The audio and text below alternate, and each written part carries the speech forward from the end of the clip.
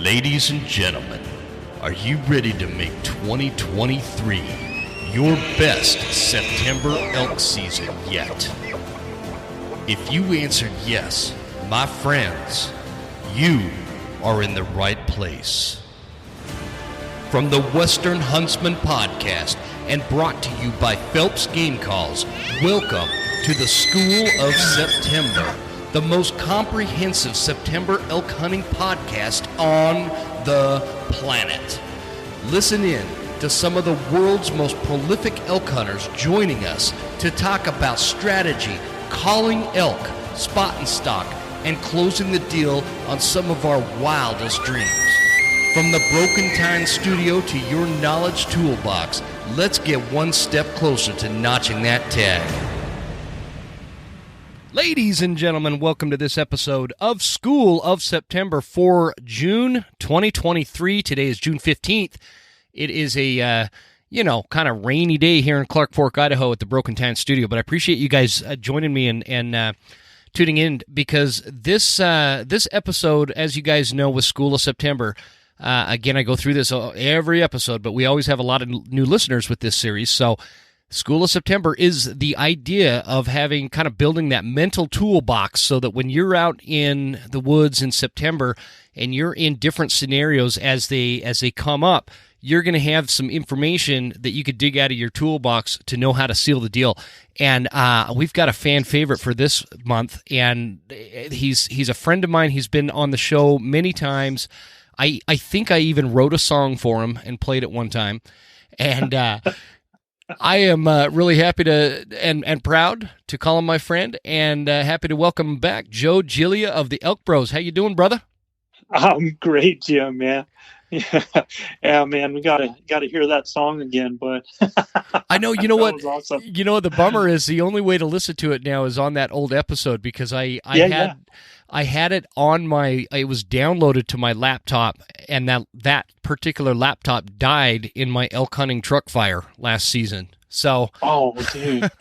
And Jim, you are like the ultimate survivor, man. I mean, fire and ice. That's the only thing I could say. Fire and ice. I mean, between what you went through with the truck and what you went through on that hunt, and the kind of winter that you guys endured this year, homesteading out there in a fifth wheel, and you had that living room tent set up and trying to keep. Oh my gosh, dude! That thing came down like Chinatown in the snow, man. Did you see that? The wall tent. Yeah. I was like, wow, man, and I was like, I hope he saved the flat screen. That's man, how a guy is, right? That's funny you say that because we had like a couple of outdoor couches in there and like a dining room table. It was just a place to kind of stretch out outside of the fifth wheel, and right. So the tent came down. The snow we had this, like, I don't remember how many days it went, but it was just going and going and going. And when it's snowing, I have to rotate between keeping the driveway plowed, because if it builds up too much, I run out of room to push snow. So it's like that's constantly going, and then I'm brushing snow off the wall tent roof so it doesn't collapse, and I'm pushing snow over there and making sure water lines aren't freezing. All this stuff. It's just this rotation all day. Well, I finally got to the point I couldn't keep up with it. Tent comes down, and I'm like, well, there's so much snow had built up on top of it. There was no rescuing it or trying to dig it out and put it back up or anything. So spring comes, it finally melts all the snow. I kind of get it half set back up. The dang TV still works, and everything inside was dry. That's awesome, man. Yeah. I was like, man, I hope you saved the flat screen. Typical dude. I did. But on purpose, that was one of our old flat screens. It's still a really heavy one, and so, it was crazy, man. It still worked, and we're surviving. Do what you got to do, you know? Yeah, that's awesome, man. Like I said, hats off to you, man. Thanks.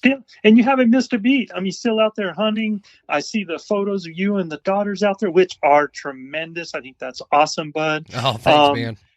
You keeping this rocking and rolling. The School of September's going, and you're doing a full-time job at the same time. And, people don't realize I don't think they can really grasp. How long have you been in the fifth wheel on the homestead there?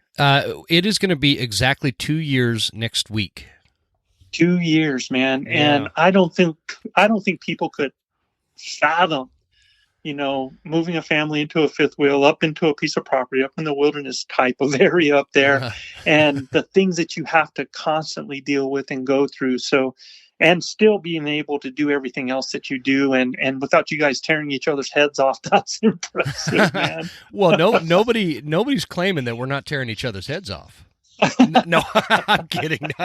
The thing, I appreciate you saying all that, but the big thing with that is I have role models, man, like you, people that motivate me to keep my head down and keep moving forward. And we've got some changes coming up, and it's going to be good, and we'll see how it goes, brother.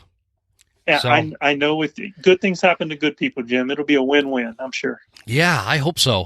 We'll see how it goes, but all you could do is just keep going, and that's it. Keep grinding. And I'm proud of my kiddos, man. They keep going, and they keep grinding, and they're about to get a bear, man. I know any minute we've got bears coming into the bait sites, and but they're not coming in when we're there. So we've been a little limited this week in how much hunting time we have, but that's about to change. Mm-hmm. So I'm excited. I can't wait for them to get their first bear. So today is June 15th. And it is that puts us at 2.5 months until September. Yep. Let me ask you a question. Are you going to go elk hunting this year? Absolutely, dude. So I'm actually checking off a bucket list item that happened. My wife, when I was 50, I'm 61 now. When I was 50, my wife gave me a check to be able to go do my bucket list item, which was to hunt a moose or a caribou, one of those northern critters up there with my bow. Mm-hmm. This was when I turned 50, and here I am 61. I've never checked that off. And man, part of the problem has been, Jim, is that I could have done it and gone by myself several times and done this. But yeah. I think as a lot of people might associate with this, as you get older, it's not, look, the hunt is awesome, but for me, the camaraderie and sharing those moments and memories with other folks is more what I'm about. And, sure. I could have gone by myself, but now it might have taken 11 years, but it's so cool because the Elk Bros group, so the 6 of us, so it's me, Chav, RC, the Mafia, and Gilbert, mm-hmm. We're all going to Alberta, Canada, and we're pairing up with the Wapiti River crew, and we're going to be hunting elk and moose up in Alberta at the end of August, beginning of September. Oh, no way. Yeah, I am so pumped, man. How much fun is that going to be, man? Can you awesome. Imagine what that camp is going to be? So much fun, man. I mean, we've already got, it's funny because we already have this WhatsApp group where all of us communicate and jab and talk and everything back and forth. And mm-hmm. It's funny to see the dynamics of that group and the dynamics of our group and how you have those similar characters, Oh, yeah. So, yeah. Yeah, it's going to be fun, man. Oh, that's going to be a ball. Yeah. I'm excited for you, man. That'll be an interesting hunt too, having both an elk tag and a moose tag that time of year too. That should be a ball. Are you going to try to call a moose in, or is that's a little early, isn't it? Yeah, it's a little early. But it's even like early elk. When elk are silent, you just got to use your hunting skill set. And a moose is a big critter, and I'm just planning on doing my thing, using my hunting skill set, listening to my brothers from up north up there and giving me my advice on what to do and just running with it. So, I want to get up tight, close and personal to one of them big critters, and that will be the experience of a lifetime for me. So that's gonna be a hoot either way, whether the elk are screaming or not. I don't know, man. The last couple, I'd say 2 seasons, mm-hmm. some of my best action in terms of vocal elk have mm-hmm. happened the last couple of days of August, first couple of days of September. Now, absolutely. The problem is they're not they're curious, but they're not like, they're not wanting to fight. They're not wanting to breed. They're curious to, figuring out this pecking order thing or something. And they're super chatty, and it's not the big guys. It's the raghorns or maybe a small 6-point or something that'll get kind of fired up and come check you out. But that's been the last couple of years. And it's funny because for like 5 years before that, I couldn't buy a bugle before about September 10th. And so it's just been interesting. I don't know what changes year to year, or maybe it's just dumb luck. I've walked into them, early. Well, yeah, I think it happens to be, whether or not you're in the presence. It's like the tree that falls in the forest, man, because, in this will be my 41st season. And I can tell you that generally that September 1st, 2nd, 3rd, or the first days of the hunt are pretty lit. You usually have, and I have had herd bulls, big bulls, that we've had a cow come in estrus early like that, because some of those older ones that are staying current, with their pattern will do that. And I've had bulls go nuts. I mean, I killed I killed a bull 2 years ago that was a toad, man. I mean, he had a head like a 5-year-old steer, man. I mean, it was really huge, and just a big bull that came in. And I mean, he was ticked. He had 7 other bulls around him. Of course, those were, a bachelor group at one point. But as soon as they hear something that lights up like that, all heck breaks loose. And yeah, we killed. In fact, that morning, that was September 2nd, I killed my bull just a little bit after daylight. And within 45 minutes, we bring another one in out of that commotion, and Chav kills one. We have 2 bulls on the ground dead. First day, September 2nd, and all of them screaming and going nuts. Wow. So, was it bugles or cow calls that got them worked up? So it started out with a cow call that responded, and then I gave just a little bit of a low vocal of a bull, and then this guy screams at me, man, and when he does, I cut him off, and all of a sudden things went nuts at that point. And there were enough bulls in the area that they started to add to it. I think at one point, Chav could see, because I actually had him set up. The whole goal was for him to have first shot. And so I set him up, and I go back to where I had a lower elevation where I dropped away. I could just barely see Chav with my eyes. And then I couldn't really see the elk out in front of him, but I could see him and how he was reacting. I watched my hunter. And as I'm doing that, because I'm behind that hill, I'm starting to throw my calls back there, and he could see 7 bulls coming in, and they were actually starting to circle and actually try to circle me. So as they started to do that, I just went the opposite direction, back behind in that lower elevation, and just kept going around, trying to almost like kind of a record player type deal, Yeah. And, just trying to pull them to me and by him. And it absolutely worked. The only problem was the bull went by him. This one bull goes by him at a little jog by the time he got drawn back. And Chav doesn't keep a diaphragm in his mouth. And so that was one, failure point for him. But the bull ends up going by him. I'm up on top of a ridge by this point calling, and I have my bow at my feet, man. I'm just getting ready to start raking because the rake was really, and Chav said when that bull heard me rake up there, he runs over to this juniper and just starts blowing it up. And he's watching all of this, right? And then the bull comes in and starts jogging straight towards me. Well, I've got my bow at my feet, and all of a sudden I'm looking and I see a bull coming. I see tips of horns at first down in the bottom, a good 120, 150 yards away, working up, looking my direction, eating a little bit. And that's the other thing too, that, is a good point to remember is bulls can be coming into you, but they're still doing it in their time and how they feel about it. And this bull was, he'd take a bite here and there, and then he'd look up and he'd keep coming forward. And he ends up coming into me. I have my bow at my feet when I first see him. Well, one thing I try to teach people is if you don't get yourself in position to be able to make a shot, nothing's going to die. So I only have one choice. I got to pick my bow up and I got to get in front of the tree that's in front of me, and I've got to get myself some shooting lanes. So I proceed to do that as that bull's coming in.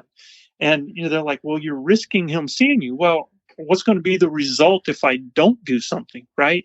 I'm just going to watch him walk by me. So I pick up my bow, I get around in front, and he ends up coming up to me 18 yards. And while he's bugling, that was the coup de grace. When he bugled, I popped him, and that was bull number 1 on the ground. Oh, sweet. So, yeah. Did you guys film that one?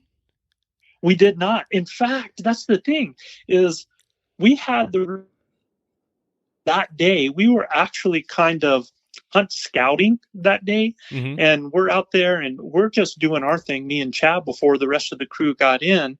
And this situation just blew up in front of us. And, we're calling the guys and we're like, 2 down.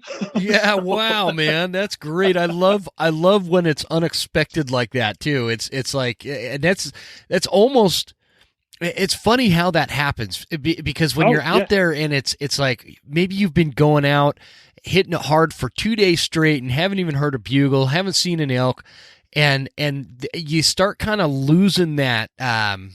What's the word? The focus. I had a lieutenant in the Marines who used to always say this: "Stay vigilant." You lose that vigilance, right? Mm-hmm. And all of a sudden. Boom! All of a sudden, 30 yards in front of you, this elk's blowing up in front of you. It's just, I love it when that happens. It's when the unexpected times it makes it more fun. You hunt for hours and hours and days, and everything changes in a minute. Yeah, a second. Yeah, I mean, it's just, everything changes, man, and you just have to stay vigilant, using your word, mm-hmm. and you just got to stay on the focus because that's why it's called a hunt. And you got to put in the time sometimes to make it happen. Last year, I killed my bull on a 10-day hunt. Last morning, end up killing that bull of a 10-day hunt. So you just never know when things are going to change. It's incredible, man. I love hearing these stories. It always gives me hope too, and it's the kind of stuff I think about when I have been out there grinding hard and things just seem to go quiet. You feel like mm-hmm. you need something to change. You need like a storm front to come in and just kind of rock and roll for a few hours, and that always seems to shuffle the deck a little bit, And I don't know, and then all of a sudden it happens. The other thing you need a strategy for when things are quiet, because just because things go silent doesn't mean that they're not coming into you. So I think a lot of people really get downtrodden and get disheartened and really start to lose their mental focus just when they're not hearing bugles.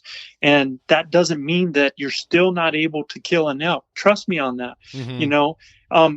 I think we like the bugle so much. Okay, it's awesome. You just got to say it's awesome. It's just the thing that everybody loves to hear and loves to experience.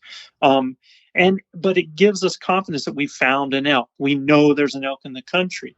But there's other ways to know that they're in the country. And instead of you finding them in that way, you can do things to make them find you. And if you have that strategy, it's going to help you in those difficult times like that. So, well, we're going to have to expand a little bit on that because I struggle with that, Joe, where when things go quiet, I'll start doing different strategies where, mm-hmm. I'll do a little cold calling with a cow call and different things. And it seems to work because what happens is I don't know what to look for or listen for.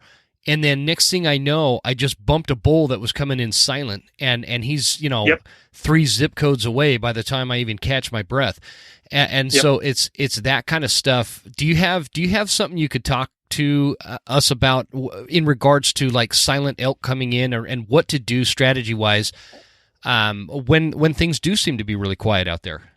Yeah. So I mean, you talked about it already. Is you either cold calling or call scenarios. I have several different scenarios, and my scenarios are basically based on what I have seen, smelled, or heard. Right. Mm-hmm. And so, just because you hear an elk does not mean that elk is going to engage with you. And some people would just, okay, I hear a bull, and we all know, okay, or hopefully we know, you hear an animal, you cut the distance, you try to get inside the bubble, you try to get another response. Well, what if you don't? Well, that animal's still probably in that area, and there could be different reasons for that. And it's so funny, Jim, because this is exactly the issues that I work with every year with the guys that we coach, because we, as you know, Elk Bros, we're elk hunting coaches. We have an online elk hunting academy. We actually sell coached hunts, and when we have hunters that are doing one of our hunts, they just don't come into our camp and hunt. We do like about 2 months of training. My whole crew, what I call my success squad. And I mean, Guy Duplanche, Gilbert Ornelas, the Mafia, myself, all of us, Chad, we all have an area. Like Guy works with them on gear and shooting proficiency, and Luis works with them on their setup. For Guy, man, he's a nut about gear. I love it. Exactly, man. that's why he's there.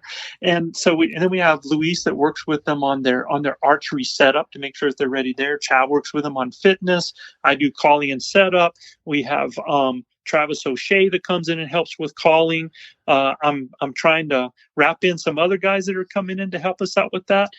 Then we have Gilbert and RC that works with them on failure points. So we're doing all this stuff and teaching them how to find out, what to look for, working on all of these aspects months before they actually get boots on the ground, right? Mm-hmm. And then once they come into camp, they have us as a coach with them, not a guide. We are a coach. So we're there to be their partner, but helping them to make their decisions, just like any player on a court. Once you've gone through all the practice and you get out there and you're playing the game, you've got to make the decisions, man. You got to know, am I going to go baseline? Am I going to pull up? Do I pass? What do I do? And you got to do that from all the things that you practice. And there's going to be errors. The ball's going to get stolen. You're going to miss shots. There's going to be things that happen. But we're going to have a coach right there with you as your partner to help you get through some of that, to talk about some of those decisions, about some of the possibilities, but still encouraging them to be that DIY hunter. We want them to grow to a point that when they leave us, by the time they're done, that following year, they should be excited to go out and take those tools on their own, right? And make it happen. So in doing this, go ahead. Can we back up a little bit there? Sure. On that point, are you talking about you work with them for months online kind of thing, and then when they they come to you during hunting season and you guys are with them? Is that what you're saying? Yeah, so these guys have actually purchased a coached hunt. So I have in New Mexico, I have landowner tags, and they will purchase that. A lot like guys are purchasing guided hunts. Uh-huh. You know what I mean? Yeah. They are purchasing a coached hunt. The difference being is their success is dependent on them. It's not about me going out and using my skill set to give them an opportunity. It's about me using my skill set as a coach to empower them to create opportunities. What? Or to make decisions. Yes. How come I have not heard about this? I have no idea, man. I want to do that. I've been listening to your podcast too, and so I don't know how I haven't heard about this, but yeah. So it's so much fun because I've been a professional guide for over 25 years. Yeah. But this, and I've always been a teaching guide, and so we took this to a whole different level. And actually, Jim, the price that we sell that hunt for, most people are paying tags. They're purchasing tags for that amount. So we try to keep it as blue collar as possible, but yet be able to pay the coaches. And here's the other aspect of it. Like I said, we're training people to be DIY, right? So we require them to have all their gear, to have their sleeping gear, to have their spike out gear, to bring their own transportation.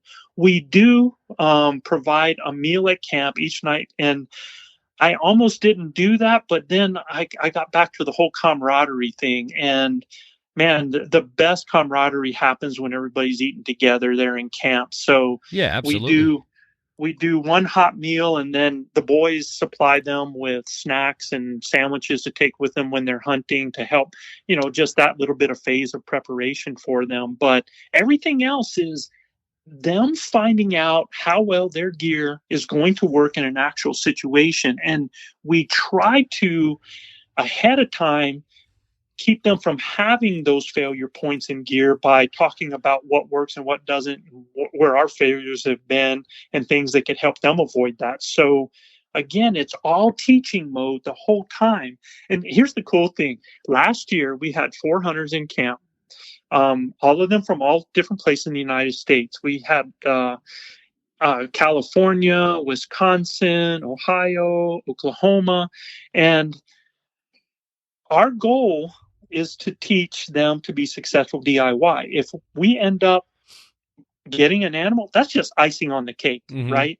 Because of the educational process. Well, last year we went 50% in camp on kills, and we probably were 100% on, opportunities. But what's so cool about that is that same group of people are out hunting together this year on their own. Yeah. Oh, yeah, absolutely. And they're going to be a lot more effective, which is good for hunting all around. It's good for the entire hunting community. Man, I didn't know you did that kind of. I'm on your website right now, the landowner tag section. So go up and you can see where the coached hunts are as well.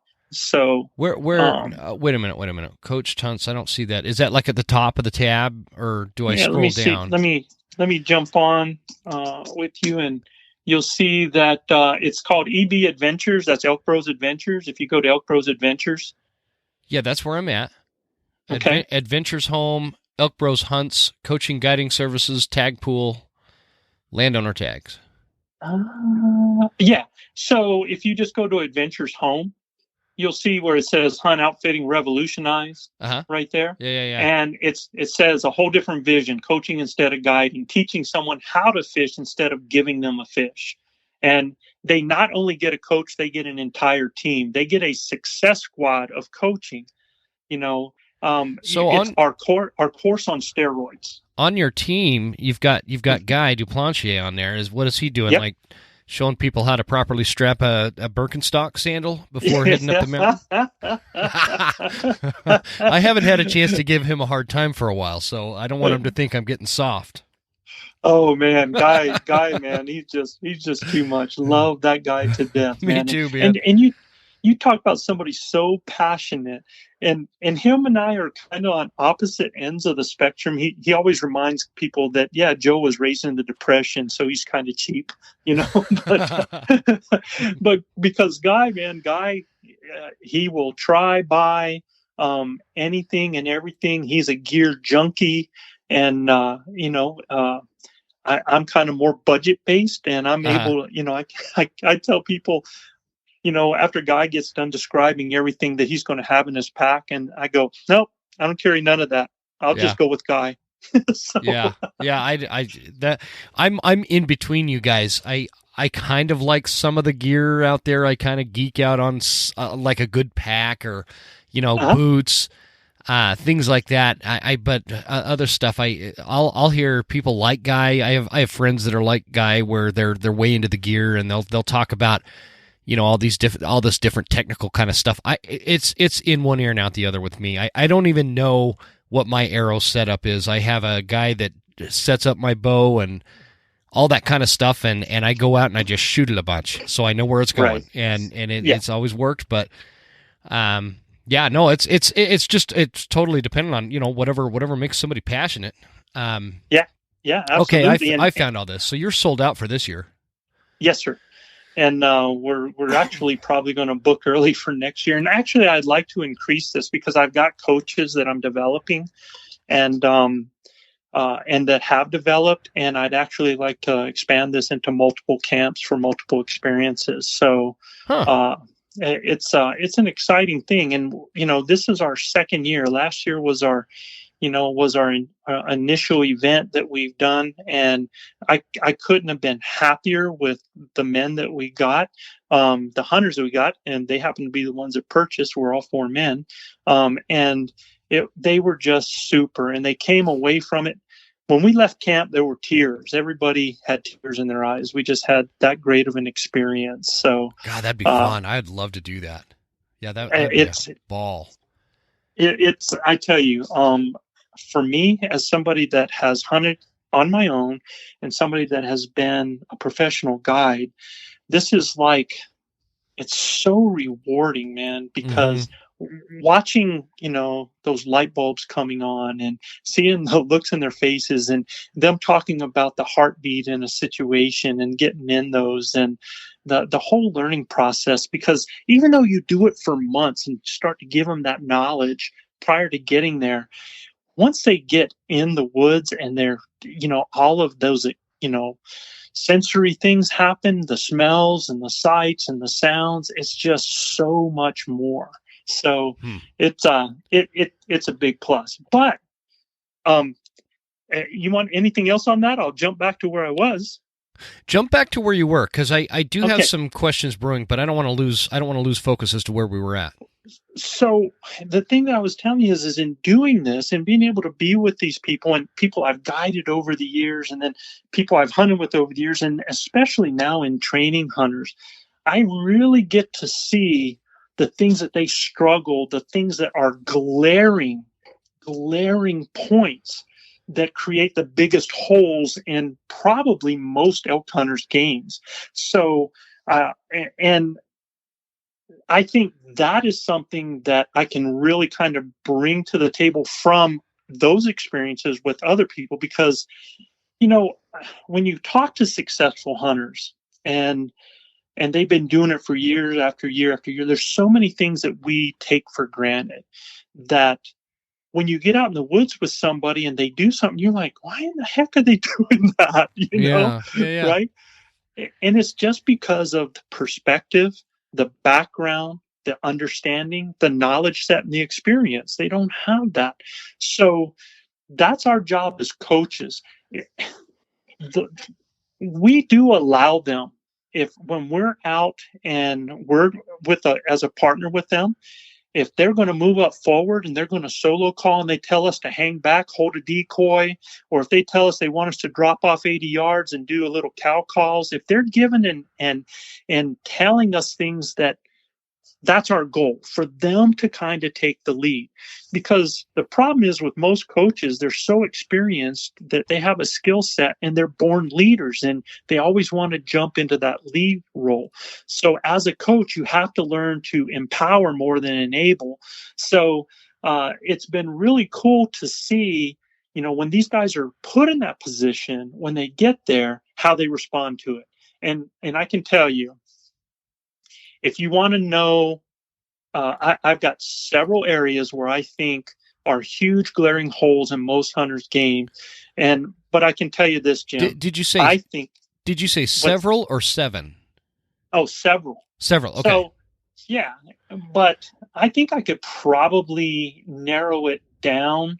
I want to know, because when you're doing this, I want to know, is there a pattern of three of those areas that that there's this huge gap, or not gap, but this a percentage weakness? A percentage of people that have this weakness. And I can tell you. Look, okay, and the reason, and everybody listening, man, the reason I have been consistently successful over this long span of elk hunting is, number one, my calling ability. Number one.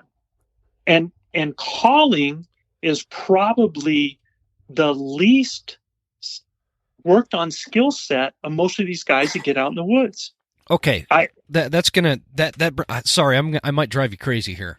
Yeah, go ahead, man. So calling ability. I want to, when you say calling ability, are you talking about, well, let me ask you this. How many elk calling world championship titles do you have? 0. Never been on a stage. And that's what I love about this conversation, because I love elk calling contests. Don't anybody take me wrong, but I have found that obviously there's a difference between how you can call on stage to win a contest versus calling in elk after elk after elk. And so when you say calling ability, can you expand on, like, what is it about the ability that people need to focus on? Is it tone quality? Is it rhythm? Is it emotion? Is there what's in it in your mind that gives you the either ability or lack of ability that people struggle with? So yes, and yes. So what I see is just about everybody that I come across is limited, repetitious, and the same old rodeo. Mm-hmm. In other words, they can cow call and maybe not bugle that well, or they can bugle and maybe not cow call that well, or they can bugle and they can cow call, but it's the same one every time. They don't have any variance in what you call emotion, temperament, or whatever you want to do, intensity. And you can take the basic cow call and the basic elk bugle, and just by adding more volume, more or less air, length, you can do just about any elk sound out there. And the other thing that most people don't realize is they only concentrate on those types of things where you can be just successful with your own voice, just doing huffs, moans. Raking is incredibly successful. Even you can even use antlers to do some rattling, man, especially in early season like that. You can roll rocks, you can break sticks, you can do things that sound like elk that are going to be just as effective. And sometimes, because it's not the same old rodeo and it actually sounds like actual real elk out there, that's going to bring elk into you. They might not come in screaming with eyes rolled back and snot coming out their nose, but they're going to come in. And having those tool sets, I think, is the thing that will really help you. You can't, everybody they use a diaphragm so they don't sound like a hoochie mama, but yet they go out in the woods. Sound like a hoochie mama. I know, I've said sound like a hoochie mama, right?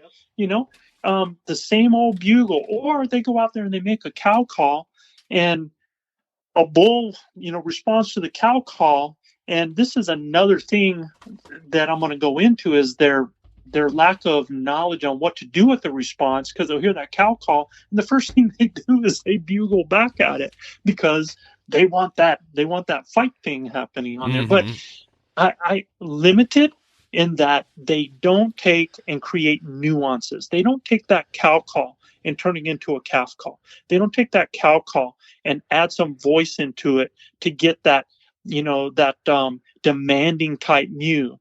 They don't listen to the actual sounds of elk. And all people have to do is go to YouTube, pull anything on herd talk or Rocky Mountain elk or anything, pull up a herd and listen to them and start trying to mimic those sounds. Don't worry. Go ahead. No, I'm really glad you said that, because one of the questions that I was going to get to is for the folks that, like, I'm gonna paint two different pictures. I'm gonna paint the picture of, like, where I live. Where I live, I have elk on my land, and I have cell cams all over my land. I have some tact cams. I have some Spypoint cell cams, and they tell me where the elk are, and I can kind of sneak in on them, and I can just watch. I'm not talking about during hunting season. I'm talking about, like, right now, and I can like the elk are all calving right now. They've got these. God, they're cute little suckers, man. I just want to go pick one up. Anyway, these calves are all running around, and it's a really good time to get out there in the woods and just sit there and listen to them communicate with each other, because they do. And sometimes it's just like this breathing thing, or a stomping of the foot, or a huff, or something like that. And so I have this huge advantage to learn how elk communicate with each other. I wanted to ask you, what about the person that lives in upstate New York that only has 10 days every September to come out west and hunt? Or they live, they don't even have to live on the East Coast. They could live in elk country, in elk states, but they don't have the luxury of being around elk like that. Yeah, but they do. They have other people doing it for them. There are so many people that are filming and elk. That's what the point of that question was, is let's direct them to somewhere. And you'd mentioned Herd Talk on YouTube. There's lots of resources. Just put in elk bugling. And what's going to happen is it's going to be, just bulls bugling, but a lot of them there's going to be bulls around. And you can be able to hear the herd talking, be able to hear their bulls, how. Well, hold on, Joe. Behavior. And look, there we go. If anybody hasn't, if you don't want to do that, Chris Rowe, Chris Rowe has his, you can purchase his course. Rowe hunting resources, row hunting resources, and you can watch hours of elk activity that Chris has done there in all different situations. So, I've never been on Chris's site there, but I have friends that have, and they love that opportunity just to see elk being and doing elk things, right? Yeah, it's perfect because Chris went out there with like the type of microphone that really picks up those sounds, and you just kind of you might get a little bit bored after a while, but you just because I love this stuff, but I know my wife got pretty bored. But you just hit that video and you just sit there and you listen and you watch the interactions, the way that you could pick up, okay, that's obviously the lead cow because of this sound she's making and everybody's listening to her, so that it's powerful. And there's an Instagram page called Good Bull Outdoors. They have tons of really good, Good Bull Outdoors on Instagram. Yeah. They have tons of good footage because they're right there by Rocky Mountain Park, and Estes Park, Estes Park. What did I say? Mm-hmm. Anyway, you said, but they're right there at Rocky Mountain Park. Yeah, they go up there and get all of that, and it's just there are a ton of resources, and you don't get bored if you listen and then you try to repeat. You go back and you just try to repeat what they do. Because, it's like when elk are really, when the cows are starting to pull things in and they start that type thing. It's so cool to hear that and to mimic that. And if you can mimic cow herd talk, you can pull just about anything in. Because if you're able to do that gets them to react, whether it's a lost calf type sound or that type of insistent mew or those pleading type sounds, you can actually bring cows to you. And everybody's always so bull oriented in their thought processes, like thinking bulls control the situation and that things are determined by the bull and I want to bring the bull in. Well, that bull is just following those cows, and if you're not able to bring him, it's such a good, it's such a good analogy when, and I'm super proud I came up with this because I was talking the other day, I think it was Michael Batiste. We were talking about how much you could learn about elk by just kind of studying human behavior. And one of the things that I was, I was kind of, I don't remember who I was talking to about this, but anyway, if let's say you walk into the house and your wife's standing in the kitchen and the trash is full and you both desire to have that trash get taken out, you're both standing in there, which one is more likely to end up having to take that trash out? Right? Yeah. So it's when you translate that to the mountain, it's the cows that are running the show. And another thing I wanted to bring up in regards to what you just mentioned is there is this little restaurant in Montana. It's called the Halfway House. It's a little like bar and grill kind of by this really cool lake. We go fish every once in a while. But anyway, I'm in there. I'm talking to this old timer who's a retired guide here over there in Montana. And he said, what people make the mistake of is they learn how to bugle, but they don't learn how to communicate. And that struck me. What is your reaction to that? So, I think that raises your level of ability. However, I think being able to do things that you understand the emotion of it, and what it's doing, it's not so much meaning as it is emotion or want or need. And I think when you understand that there's some things, or you understand, okay, if I do this, I know how they're going to react to it. If I do this, I'm either going to get one or two reactions to it. One might be good, one might be bad, but it's a possibility. I think you can get away with. It's kind of like somebody coming to the United States for the first time, is that they might learn some of the words. And when somebody says hello, well, they can say hello back and it seems normal, right? It's when they start to dive in too much, too close about too many technical things that somebody's going to go, oh, this person doesn't speak English, right? But there's some things in limited conversation that they can absolutely get away with that you wouldn't really know if they didn't have an accent, right? Yeah. So I think just by working to make these different sounds, to be able to be versatile, I think by being, so that you're not repetitious and so that you're able to give the illusion of other elk doing things that sound more realistic, I still think with that, just by either creating your own picture or whoever you're dealing with another bull. I mean, people say that, mimicking is not the best thing to do. Well, look, when I started out, if I had a bull that gave me a certain bugle, I went right back at him with it. Maybe a little smaller, but not really. I kind of went back out with him and he's chuckling at me. I chuckled back at him. And it seems like that would tick him off, or it would actually get his cows coming my way. And sometimes I think that instead of trying to sound smaller than that bull that is talking to you, depending on time of year, mode, and different things, you're actually better off trying to sound bigger if you think you can. But it's hard to sound bigger than most elk, right?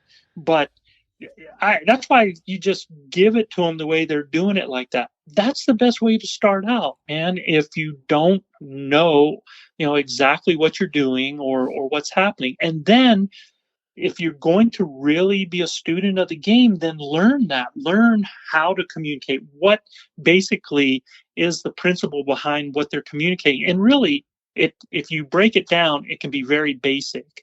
They're either trying to protect, they're trying to set a pecking order, they want to breed, or they're just trying to announce that, hey, I'm here in the world and I'd like to join. They got that herd mentality as well. Yeah. So if you can break it down that way, you can go towards those modes and not really have to know everything exact on what they're doing.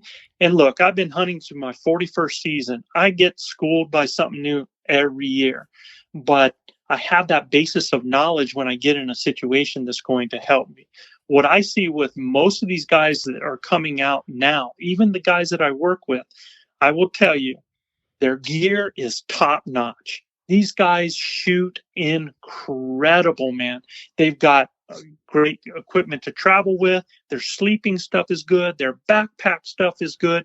They've checked off all the bases on logistics, and their calling is extremely limited. That is the whole. They get out there, and you know as well as I do, Jim, that successful elk hunting is about opportunities. It's about encounters. The more opportunities, encounters you have, the better your odds of getting that animal. So there's two ways to get opportunities. Either you hike and hope that you're going to come across an elk, or trying to find them, right? Or you have them find you. And I'm the type that, man, if I'm going through the woods, there could be an elk 200 yards away from me. And if I'm just hunting and hiking and hoping, then I'm going to walk by so many elk that I don't even know that were there. So I would much rather bring them to me than, having to go search and thinking there's nothing in the woods, right? Me too. But there's two ways you can do that. You can do that by either getting them to respond and having that direct engagement, or you can do it by you creating the illusion of elk doing elk things that are going to bring them into you. So that I think is the toughest thing. Do you have, when we first started on the calling ability topic of this, You'd mentioned like some kind of vocalizations without a reed in your mouth, like the huffs and the and the whines and the moans. Could I convince you to? I don't know if you have a bugle tube sitting there, but could I convince you to make some of those sounds and so people can hear that? Now this is going to be all voice. I like to do the whines with the diaphragm in my mouth, but I can kind of show you what I do. Let me know if you can hear this because I'm not sure which mic we're getting this from. Okay.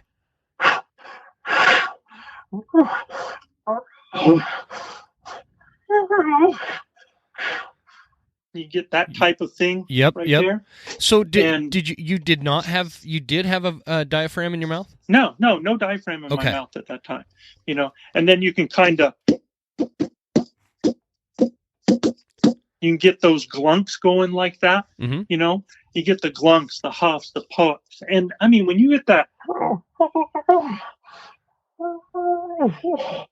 When you get those moans like that, dude, when you hear that, that is frustration. It is. And generally, when you hear that frustration, that means he is wanting to breed, and that means that there's a cow in that area that's not letting him breed. Maybe, that lights up other bulls, man, and it's low audible type noises.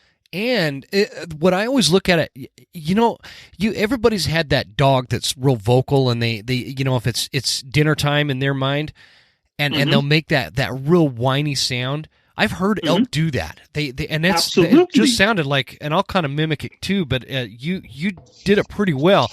But I always do it like this.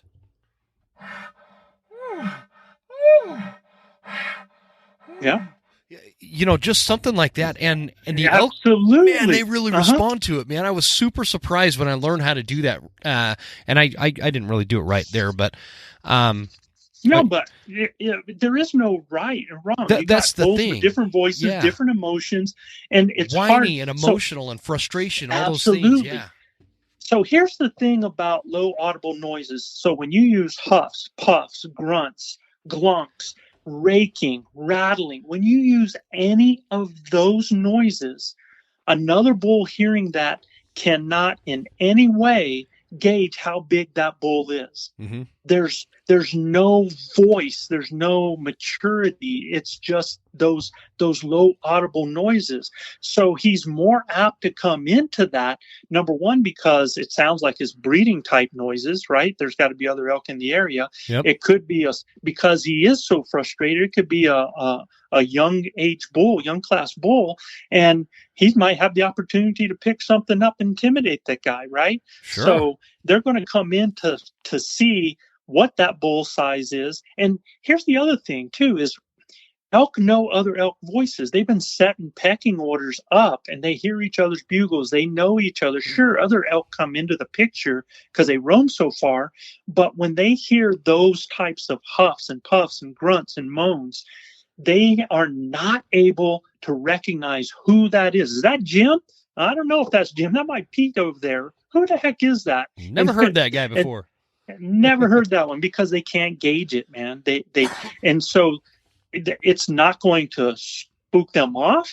It's not going to make, if anything, it's going to not only raise their interest, but it's going to raise interest of other cows in the area as well.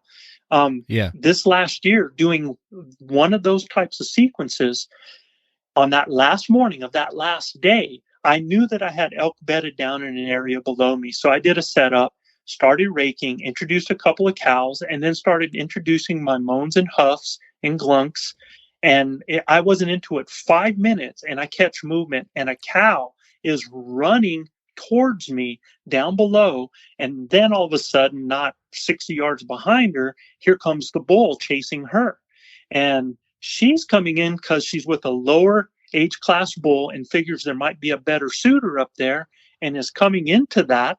And or lonely because she hears the other cows up there as well. There could be multiple things that are happening there, but she's running towards me. The bull's like, no, you don't.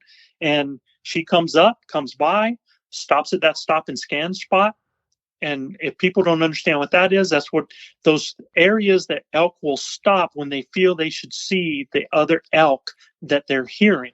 That cow stops right there at that stop and scan spot, looking to see where I'm at, doesn't see anything, proceeds to walk broadside past me, going in the other direction.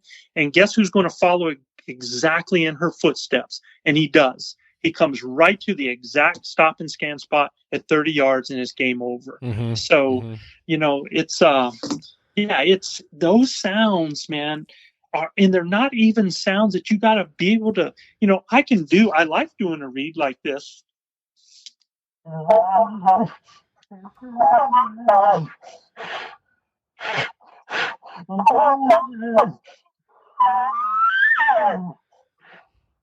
We get those types of things. Mm-hmm. Yep.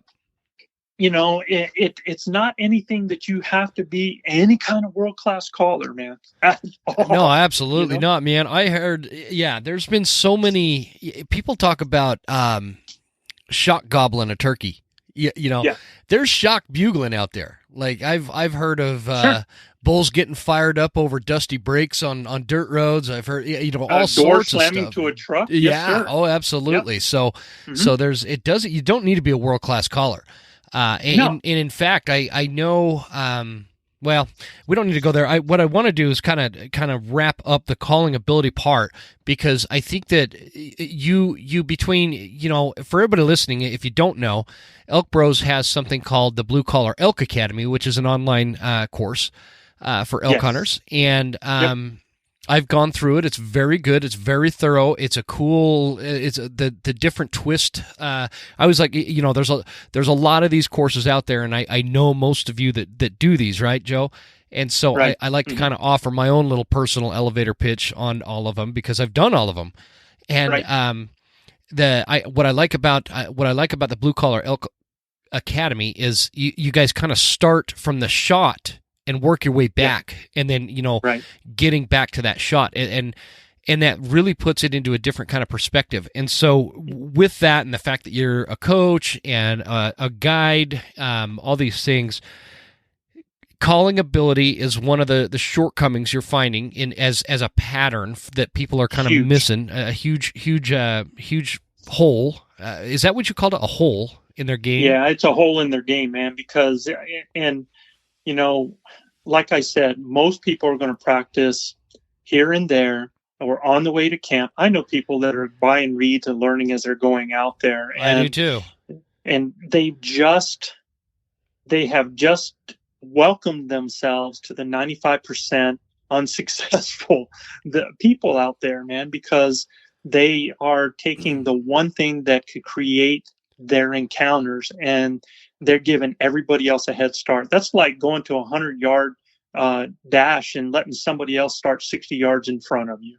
You're just giving that much of an advantage, and you're not helping yourself. And I'll tell you, the other thing too is what happens when people do that is they're practicing the wrong sounds, the sounds that they practice. There you go. Because you nailed it. You nailed it. And that's what I wanted to. Did I cut you off there? Sorry, man. No. Well, even if they're doing a mew, right?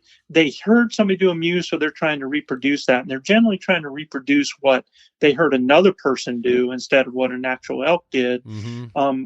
Or, they didn't do anything where they could compare it to what a good one sounds to and record themselves and play it back, because what we hear when we're on this end of the tube is different what those critters hear on the other end sometimes. So it's even good just to record yourself and listen back and compare that to the other sounds that you're hearing like that, because it's like anything. If I'm a guitar player and my guitar is out of tune, well, I might think I'm playing great music, but everybody else in the audience is like, when is this going to be over? I'm out of here, right? So that exact thing is kind of what I wanted to bring that question to is, a recommendation as to how to learn, because the way I do it, Joe, and the way I did it is I've learned how to play the drums. I learned how to play the guitar. I could play the mandolin. I can kind of play the keyboard, not very well. I could play the kazoo. And I think in 4th grade or something, I learned the recorder, little flute deal. And now I can play an elk bugle.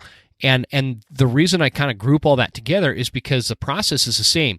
You don't want to just practice for the sake of practicing. You got to know what you're practicing for. You got to know what you need to sound like, and that's where those videos that you were talking about earlier come into play.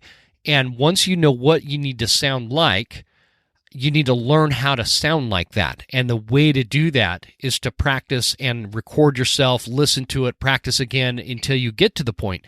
And so my question to you is, my recommendation has always been, if you start roughly around Memorial Weekend, which we've already passed, if you spent 10 minutes a day, with the exception of Sunday maybe, and go through 10 minutes a day, whether you're driving to work or hiding in a closet or out in the garage or in the backyard driving your neighbors crazy, 10 minutes a day working through multiple different things from a regular, just a locator bugle to a cow mew, a frustrated cow. It's the different emotions that cows do and different emotions that bulls do, and like you were just doing the huffs and the moans. Working on that, working on chuckles and grunts, all the different sounds that could be out there, to include working on raking, because you'd be amazed if your blood's pumping, your adrenaline's up, and all of a sudden it's like you're kind of running out of options, and then it's like, boom, that light bulb goes off in your head. Elk's coming in. Maybe if you raked a little bit, it's going to help, but then you kind of go blank. What do I do? What do I do to rake, and kind of thing. So it's just practicing all of this stuff. And what I ask of people is 10 minutes a day. By the time you get to September, man, you're going to be miles ahead of 99.9% of elk hunters out there, because let's face it, that one of the units I hunt, Joe, is very crowded. And it hasn't always been. It's been like the last 2 years. It's really obnoxious. But a very, very crowded unit the last couple of years. And there are, it's not like I expect elk hunters to be, world calling champion, contestants or anything like that. But they don't know what the heck they're saying. And they don't know when to say it. And they're like, you'll hear it every year. I'll be down in this. There's a particular wallow that I like to hunt around that's way down in this drainage. But the problem is on the top of one of the sides is this old logging road, and it's probably 600 yards up the mountain. And it happens every year. I'll be down there and I'll start bugling with an elk. And lo and behold, I hear a four-wheeler way up on that road. I hear the four-wheeler turn off, and 10 seconds later, the ugliest, most profane, offensive bugle I've ever heard rips off of that, gets no response, and 30 seconds later, I hear the four-wheeler crank up, and down the road. Like, what? I just want to go smack that guy. Like, what are you thinking? What are you thinking? I've actually bedded down with a herd of elk, and they were probably 150 yards off of a two-track. I mean, they had trees between them and the two-track, but they're just bedded down. It was about 20 head of elk. I'm on the downwind side, just waiting for things to get in a better situation, and I hear same thing, man. And the elk, all they did was they just followed that sound, just turned their heads with the ear. It turns off. Guy bugles, same thing, jumps back on, and all those elk did was just turn their head and just listen as it went by. Yeah, never stood up, never got boogered, nothing. And that, here's 20 head of elk 150 yards off the road, and this guy has zero clue. Zero clue. So that kind of tells you something. Yeah, absolutely. It's happened to me so many. It's actually ruined a really good call in. It buggered a bull. I was calling in on this. Me and my buddy call it the 100-year-old wallow. It's a great old wallow, man. And anyway, I just getting back. Okay, I'm trying to keep us on track here. Getting back. Do you have a recommendation? Is my 10 minutes a day, is that on track? Is that off track? What do you recommend for people to just really get up to speed? I tell people that you find that time or activity that you're doing that you can combine it with. Like I do like these mile walks or hikes in the morning, because I'm an elk hunter. I'm not a person swimming the English Channel, so I don't swim. I'm an elk hunter, so I get a lot of hiking in and to get ready. And while I'm doing that, I'm working my calling as I'm going. In fact, it was so funny, man. Last year, Jim, I'm going down a dirt road here not far from my house, and I'm just doing different sounds. I'm working on my cow calls on my buzz and doing a little bit of pleading and trying to get that real, deep buzz going on, being demanding. And I catch I catch this light patch out of the corner of my, and I look up, and a bull elk has come to the top of the ridge to look over it at me. I had actually brought a bull elk from the top of this area, and I was like, okay, cool. That's cool. Way cool, man. Yeah. Way cool. But if you have an activity that you do, if you do any hiking, if you do anything like that, if you're just going, if you're lifting in your own little home gym out there, get a daggum diaphragm in your mouth, man, and work it while you're doing it. Listen to another sound.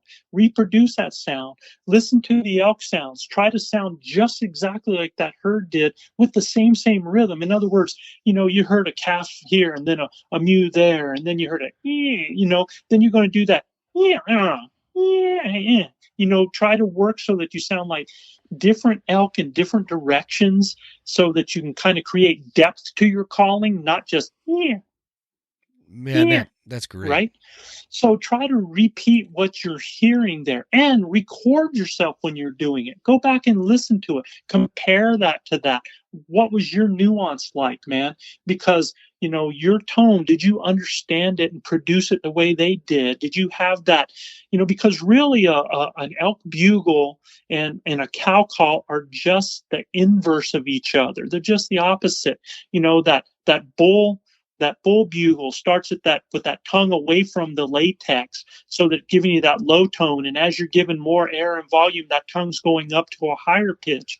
And that cow call's just the opposite, man. It's starting up there on the latex, giving you that high pitch and then dropping off of it. They're just inverse of each other, right? So, how did your sound? Where was it at? And all elk bugles are not alike. You got some of those smooth guys, man, that have nothing on the front of it, but might have a little bit of a at the end of it. You might have one that yells a couple of grunts and then goes into a bugle. You might have one that's a little raspy on the front and goes really hard and quick. Anytime you get shorter, you got those longer location bugles. And anytime you get that down to that 1 second bugle at 1.5, now you're going into more display type talk that's really more cow oriented from the bull than it is going out and searching or advertising or letting other bulls know. It becomes, the shorter it comes more towards those cows that are there. So practice different lengths. Practice just single tone. That's good advice. Because a lot of times when I get in areas and I do a location bugle, especially because I cast my calls near to far, I use different types of calls close, and then I increase as I'm trying to get volume out. And then once I get there, man, I'm just giving that high pitch with that, at the end, because I think that's what they're going to hear myself. That's when I get the most reaction. So you work those different lengths and enjoy the process and get yourself so that you're comfortable, and do it with multiple reeds. In fact, if you are using one single reed and you're using that during the summer and then you bring it to elk camp, you've just again set yourself up for failure, because you have just stretched that latex out and you're not going to get the kind of sounds that you want.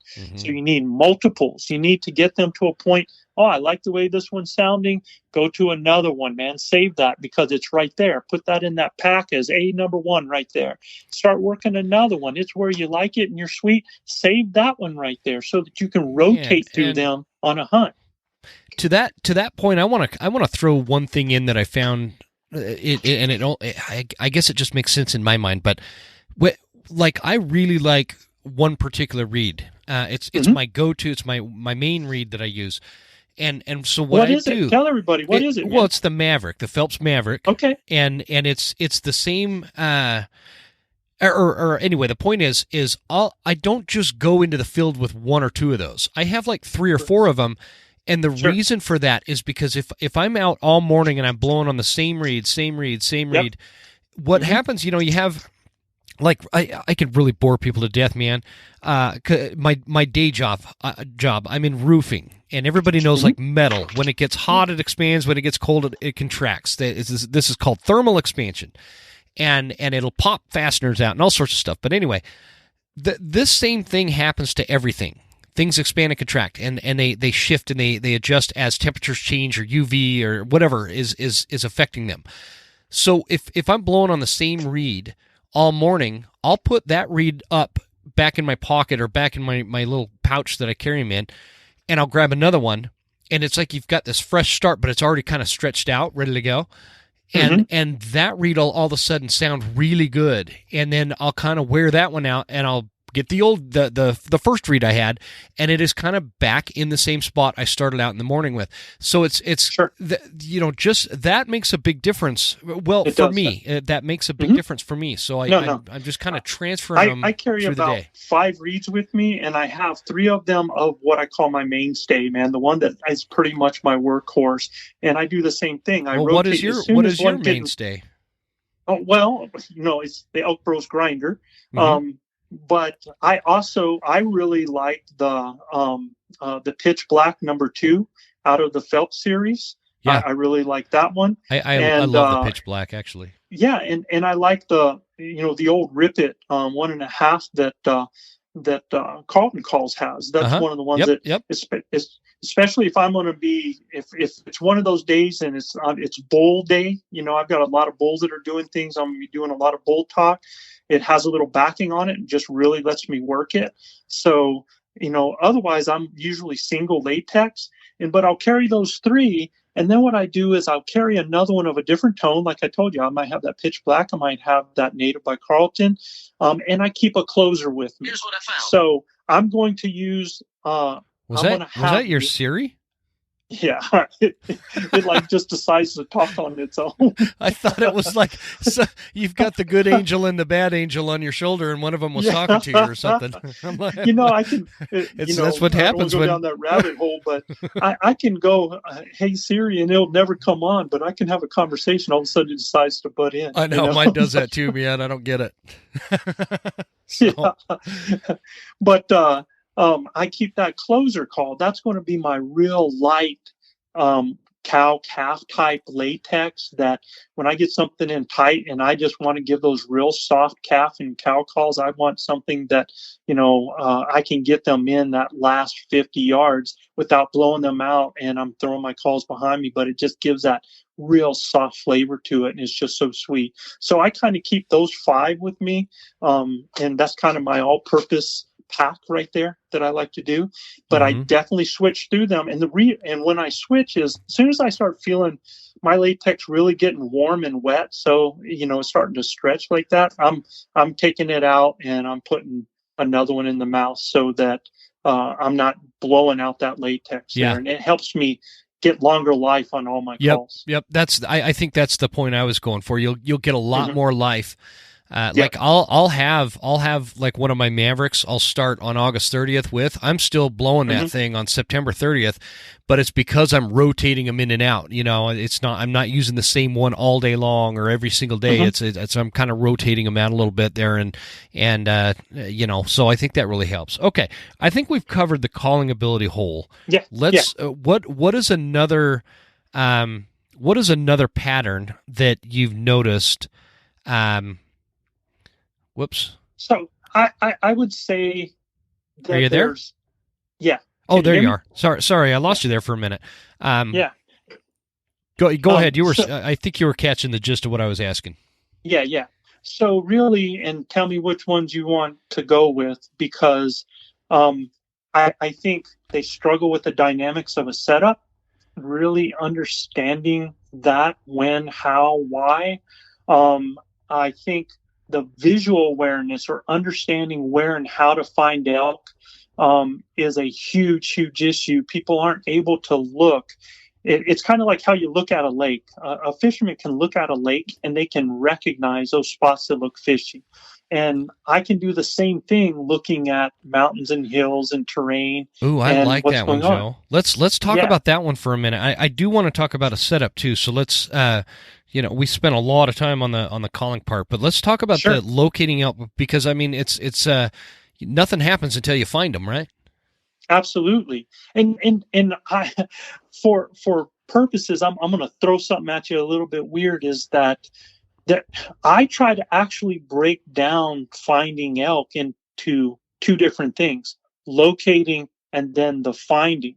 And what I mean by that is I can locate the elk in an area. I can have fresh sign. I can smell them. I can maybe even, if I hear them, well, now I've found them because I know where they're at, right?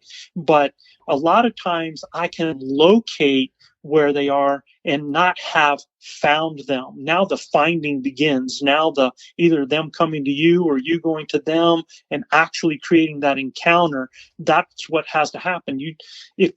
I like to equate it with my remote to my TV, is that I know the location of my remote is somewhere in the dang living room, right? Mm-hmm. It's got to be in here.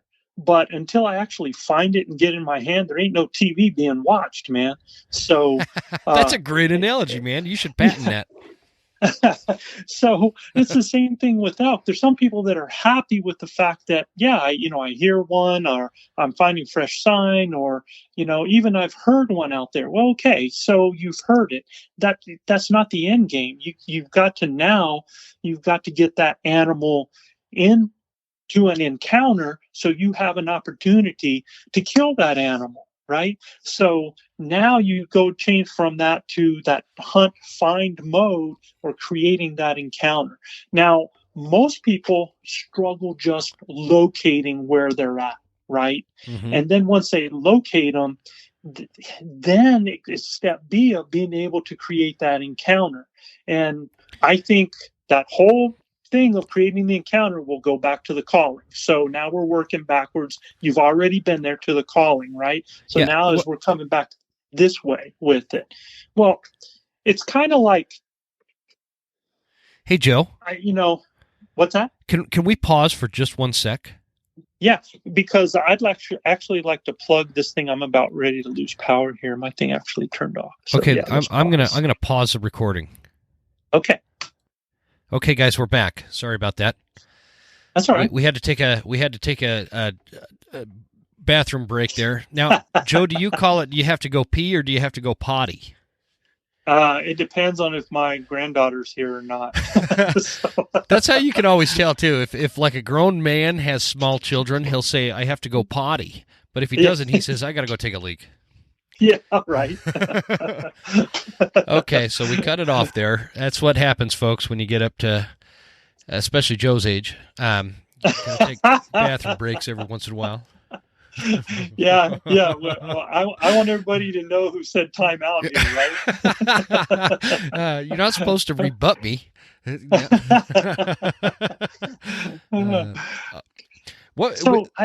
We were talking about finding out. Yep. Right. Yep.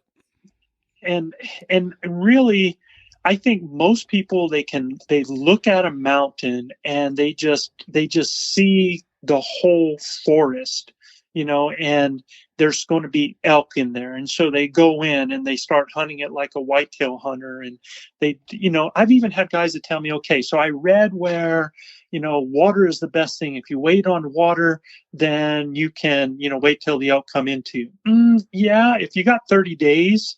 That can be effective, definitely. Eventually, you're probably going to have an animal come in, but not my style, not the thing that I'm doing. I usually don't have 30 days to do that. Most people don't, yeah.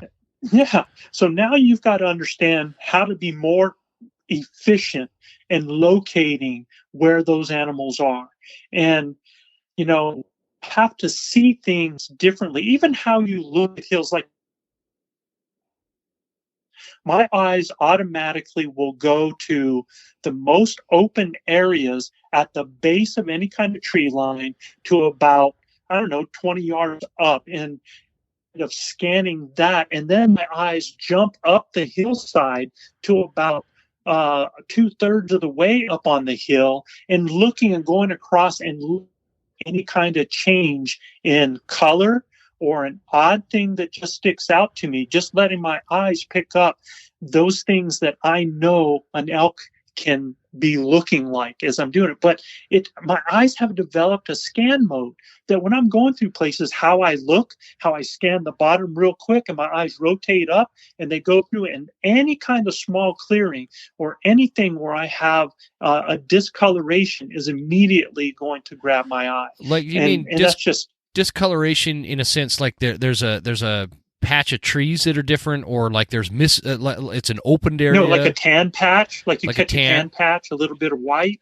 maybe just a little bit orange, orangish type color, maybe a brown that's offset, maybe something that's a horizontal line. Mm-hmm. Anytime I see any type of horizontal line as I'm moving through or I'm scanning and looking at things, that immediately grabs my eye, because most things in the woods are not horizontal. Now, we have a lot of trees that fall and stuff like that, but they are going to just get discounted real quick because of their color and their texture on there. But sometimes, and you know it as well as I do, there's some friggin' rocks and trees that become elk, while you're out in the woods. Yeah, man. But that's okay. That's a trained lesson in eye and being able to pick things out and decipher that. So that's just, go ahead. I just want to add something, because I've hunted in enough different states to know that, like, the way you're describing how you're picking apart a mountain is going to be slightly different than like in North Idaho or Western, because it's so thick. Western Montana, or even like the Oregon coast. We went to the Oregon coast this last spring, and holy smokes, Joe, it is a jungle over there. And so it's real similar to like this North Idaho jungle. And so when you're talking about like a horizontal line, what I'm envisioning is like a bench. You're seeing based on this line, and it's just nothing but trees. You could tell that there is a contour change in the mountain, and you could tell the way now that I'm talking about looking for horizontal lines for shapes of animals, like when I'm going through. That's what I'm talking about there. Oh, gotcha. Yeah, you're not going to see that in North Idaho. Yeah. No, but you are. I mean, when you're walking through the woods in North Idaho and you can see, 50 yards up in an area or through a window or something like that, and you catch, that shape, and sometimes even 30 yards away, right? Yep, absolutely. And there's, I always kind of tell people, especially here, don't focus on trying to find what you picture an elk in your mind as. Look for something out of place, like you were talking about earlier. Looking for an ear. Flicker of a tail. An antler tine. Yep. Because it is slightly out of place, and It's especially difficult hunting black bears, man, up here. It's crazy.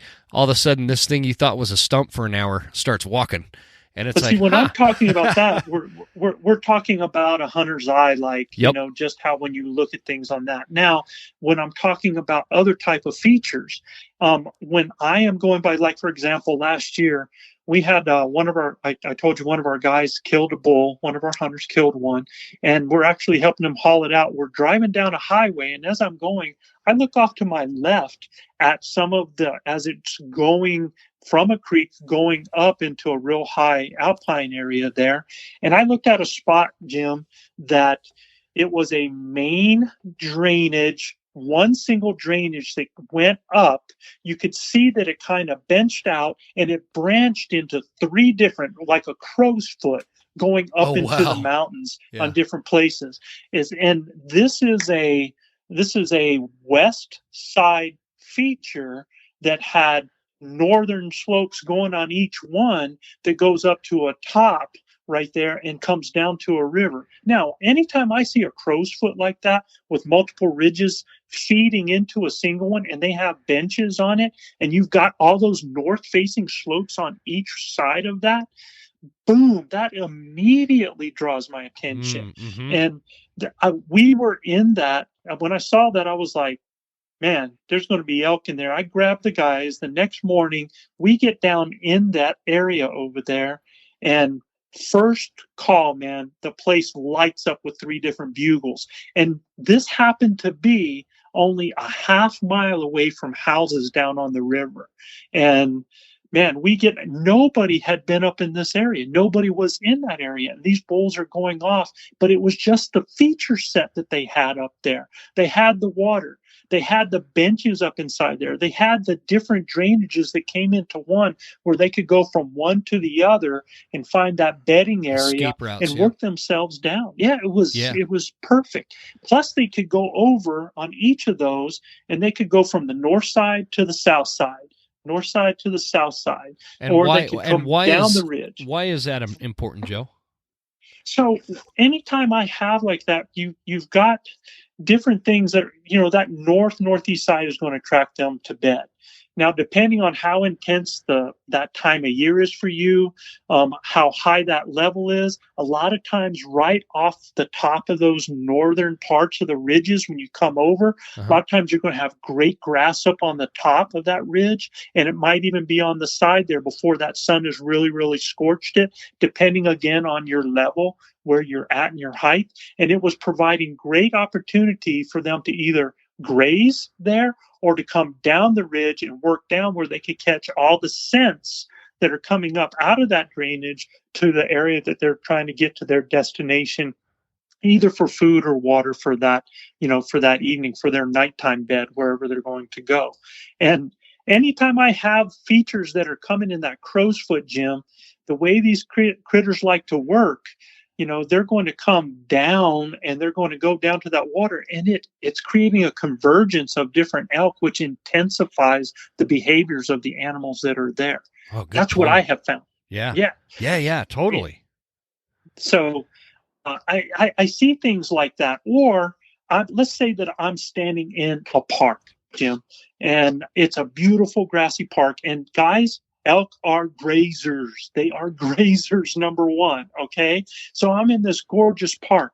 Now, I look around how to, a hunter's eye from anybody else. A lot of people would go in there and they go, oh, this is a real pretty park. Oh, the grass is nice. I wonder how far it is from my tent, like that. Or I'm looking inside that and I'm seeing things totally different in there. I'm asking myself questions, man. What do I smell? Are there any lingering, remnants of elk? Tracks, droppings, urine? Is the grass chewed? If it's chewed, do I see bovine cow tracks in here, or am I seeing elk tracks in here? Are there beds in the grassy areas? Let me go 10 feet inside the tree line, because most elk are going to create their trails just 10 feet inside the tree line. There's going to be some that are going to feed into there, but a lot of them like to circle around these parks before they make their way into them. So that's a good place to see. Is there a water source? Is the water source muddied up? Is it clear or undisturbed? Are there tracks in the dirt or mud at that water source? What about antler scrapes, urine wallows? If it's early in the morning, is there dew on the tall grass? As I look up, is there any dark timber up in the distance? Or do I see a funnel with a saddle where they can come from that north side and drop over right into this park, right? So I'm now looking, and then I'm going to go to those places. If I find the track now, and this is what I tell people, because people are like, well, I want to wait at a water source or a food source. I'm like, no, don't just do that. Go to that water source, go to that feed source, and reverse engineer. Find the track, find the trails going out from those areas, and they'll kind of be scattered, and then as they start to get funneled, they're going to get more into one type of trail. Look up at the terrain around there. Is there a thick forested area, or do you have a slope with a saddle where they could be going over and bedding on the other side? Is there a top ridge line that fingers down? Get on it. Is there a main trail on it? Check the track on that. Are they then dropping off any point in any of that slope to different places for a certain type of feature that they like there? You just have to see it with a different type of eye. That's what I'm saying. Yeah. I love it, man. This is good information. I bet I guarantee the audience is eating this up, because I am. And it's funny too, Joe. When I record these, I feel like I don't really retain a lot of the information, so I go back and listen, and that's actually where I learn. And so I think when you're doing this, you got to be focused on the conversation itself. Sure. No, I hear you. That's really good information, guys. I don't know that. Here's another great thing, Joe. How many times have you done the School of September? Like, this has got to be your third or fourth time. I think it's I think so. School of September, I think it's the 3rd, I think. Yeah. I think so too. And you've been on some regular episodes. But the cool thing is we've never covered this information on previous School of September episodes. And so that's why I love doing this. Every year I'm able to grab an expert's ear like yours and start pulling information out of you that I didn't get before. And it's just like this, it's so invaluable to guys like me, especially, and so, okay. So do you feel like we've located elk good enough to hit the setup? Cause I know we're going a little long here, but I'm good if you're good. And really, I think, on each of these, when it comes to locating and finding elk, you could probably do a whole podcast right on that. And then when you talk about, and the other one that I talk about is how people struggle with the dynamics of a setup.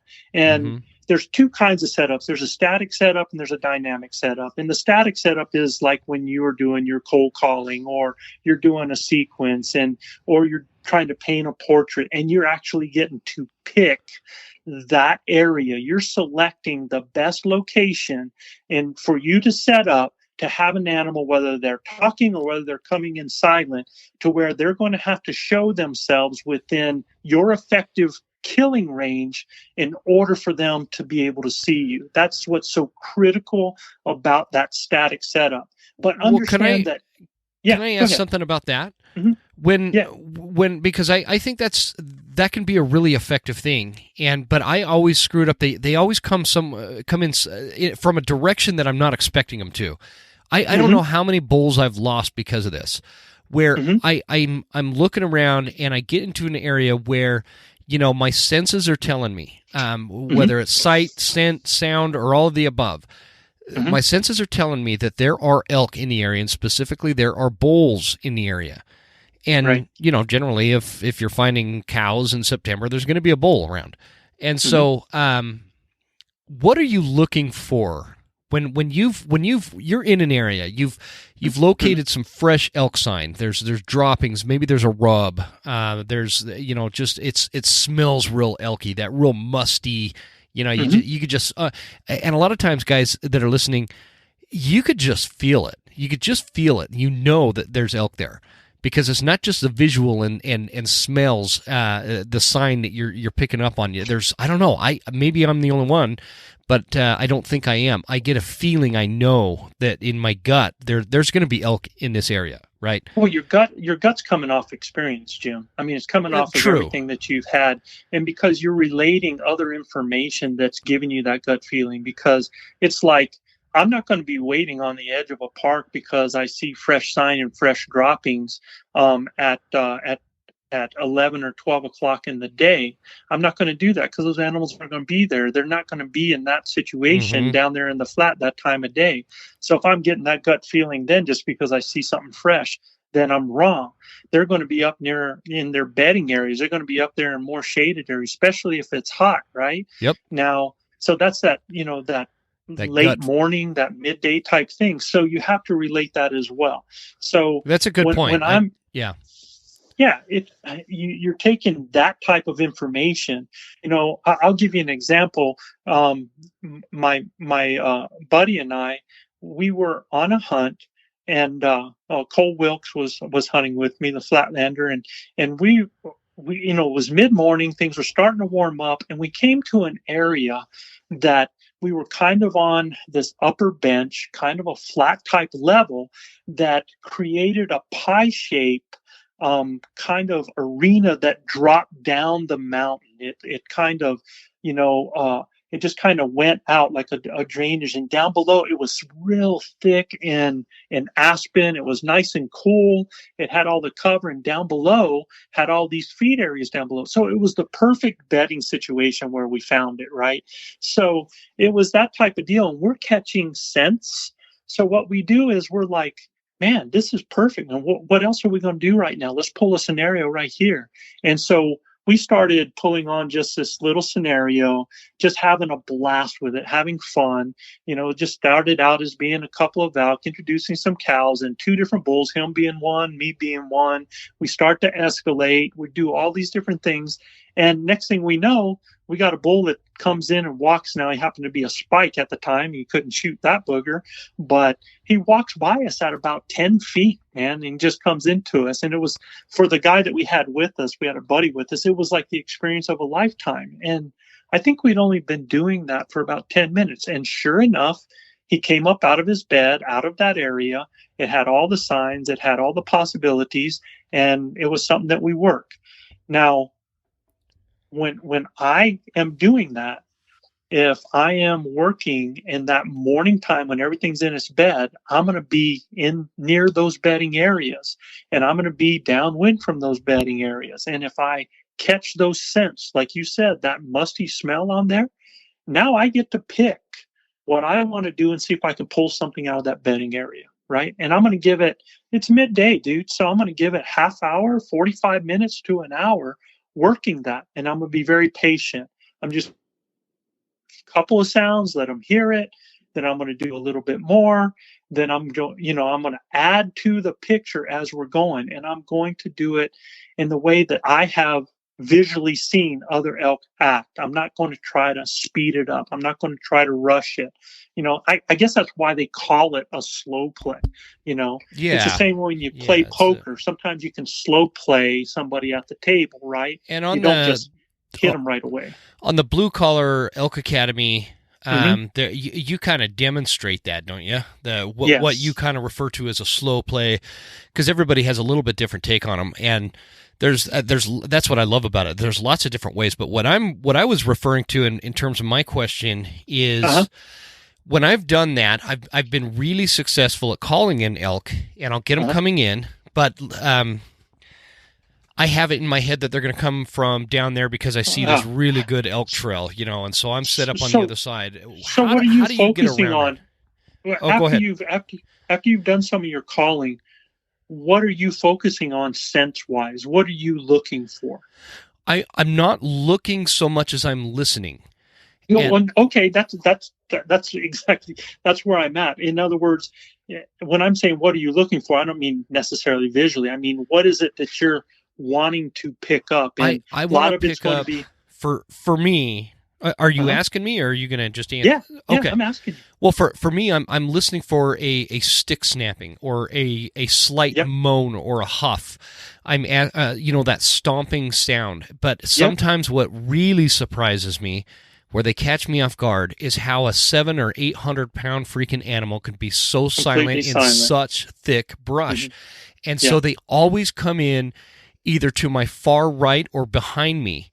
And I'm not kidding you, Joe. I had one almost walk over the top of me, and I didn't notice it until I was kind of knelt down, expecting him to come in front of me, because I knew something was coming. He'd made some noise, but it was like 8 or 9 minutes ago, right? And then 8 or 9 minutes go by. All of a sudden, he's right behind me by 6 feet, and my head turns, so and awesome. he obviously saw my head turn and didn't like it, and so he left. But so that's, I guess what I'm asking for is when you're in an area, there's elk, you want to do like a cold calling scenario, and you know what to do with that. But what are you looking for to set up to give you the most optimal chance to get that bull elk to come where you kind of want them to? That would be the most optimal shot placement for you. So what I'm looking for is I want the thickest amount of crap in front of me as possible, directly in front of me.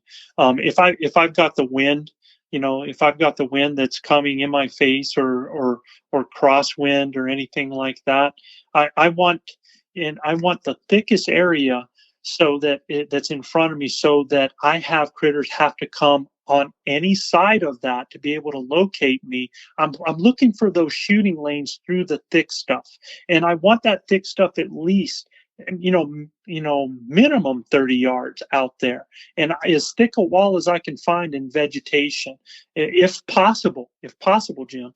Or I use terrain. What I do is I want to actually, if I have a hillside, I want to drop down on the side of that hill a little bit so that stop and scan spot above that ridge is only 30 yards away from me. And preferably, again, with some thick stuff directly in front, so it forces an animal directly above me, so it forces a critter to go to the right or the left, which is going to give me a better broadside opportunity. And I'm being able then to catch the side flank of movement rather than that bull just coming in first, just horns and his head being able to come over and having that direct head-on type shot. So I'm trying to control the environment as much as possible in a static situation, forcing that animal into an area that I'm going to best be able to see that critter. So if I have really, really thick stuff behind me that forces them to come around to poke through, and there's going to be you should not have to watch your six if the wind's in your face. But like you said, for some reason, I've had elk come just off of that direct wind because the closer they get to you and the way that breeze goes back, they can actually miss your scent, coming in on that circle like that. Yeah, I've had it happen several times. Yep. Yeah, sure. It's part of it. But if you can try to create screens around you so that there's going to be certain places they have to come through in order to see you, that's what I'm looking for. How can I funnel a critter that's moving in on me? That's in my mind and my setup. As far as me and where I'm at, I just need something at my back breaking me up. So that gives me options. My shot lanes and where I think that animal is going to come through because it's forced to are way more important to me than having all this stuff trying to hide me. I don't want anything hiding me. I want just to have something behind me breaking me up because I don't want that critter to see me anyway until it's in position for me to kill it. And you're just kind of trusting your camo to work at that point. Is that what I'm picking up here? Oh yeah, here? Absolutely. Well, and again, if I'm using the vegetation or terrain, that booger's not going to see me until it's in my killing range. Right. So it has to step through. It has to come over. It has to come up before it can actually be able to see what's calling it in. So I think that's where people mess up is they give a lot of real estate, in hoping that, they're going to be able to see an animal. And a lot of times they have used that real estate. They've come up, they're at a stop and scan position. You might not have seen them, but they're not seeing what they want, but it's far enough that they're not sure, so they start circling, right? Whereas now they're going to lock up and they're going to eventually walk away. But if you create that setup in a way so that they have to come within your 30-yard range, your 40-yard range, whatever is your effective killing range, in order to be able to see you, you're going to have a lot better opportunity and try to force them to a side. Okay. Put the thickest, crummiest stuff you can. If you can put a wall behind you, if you have, like you're on the side of a hill and you can put a rock wall behind you, or if you got thick stuff that is downfall and you can get against that downfall so they can't use those sides against you, be strategic, just like you did in the military, bro. You're going to try to find that upper hand and guide that critter into the direction that you want it to.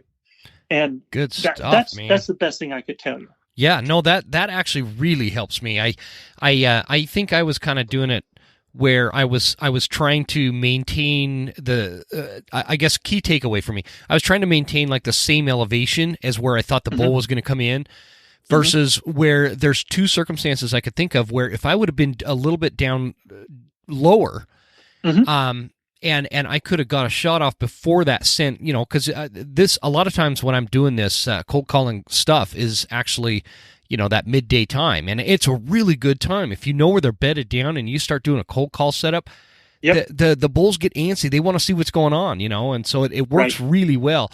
But if I would have been a lower where he kind of popped out of the brush up on the ridge a little bit, it would have been a lot more optimal. There was one just beautiful bull that was coming in, and he stopped behind this tree, and I had the bright idea to take a step to the right so that I can get a shot, because all I could see was his head, and I don't know what I was thinking, Joe.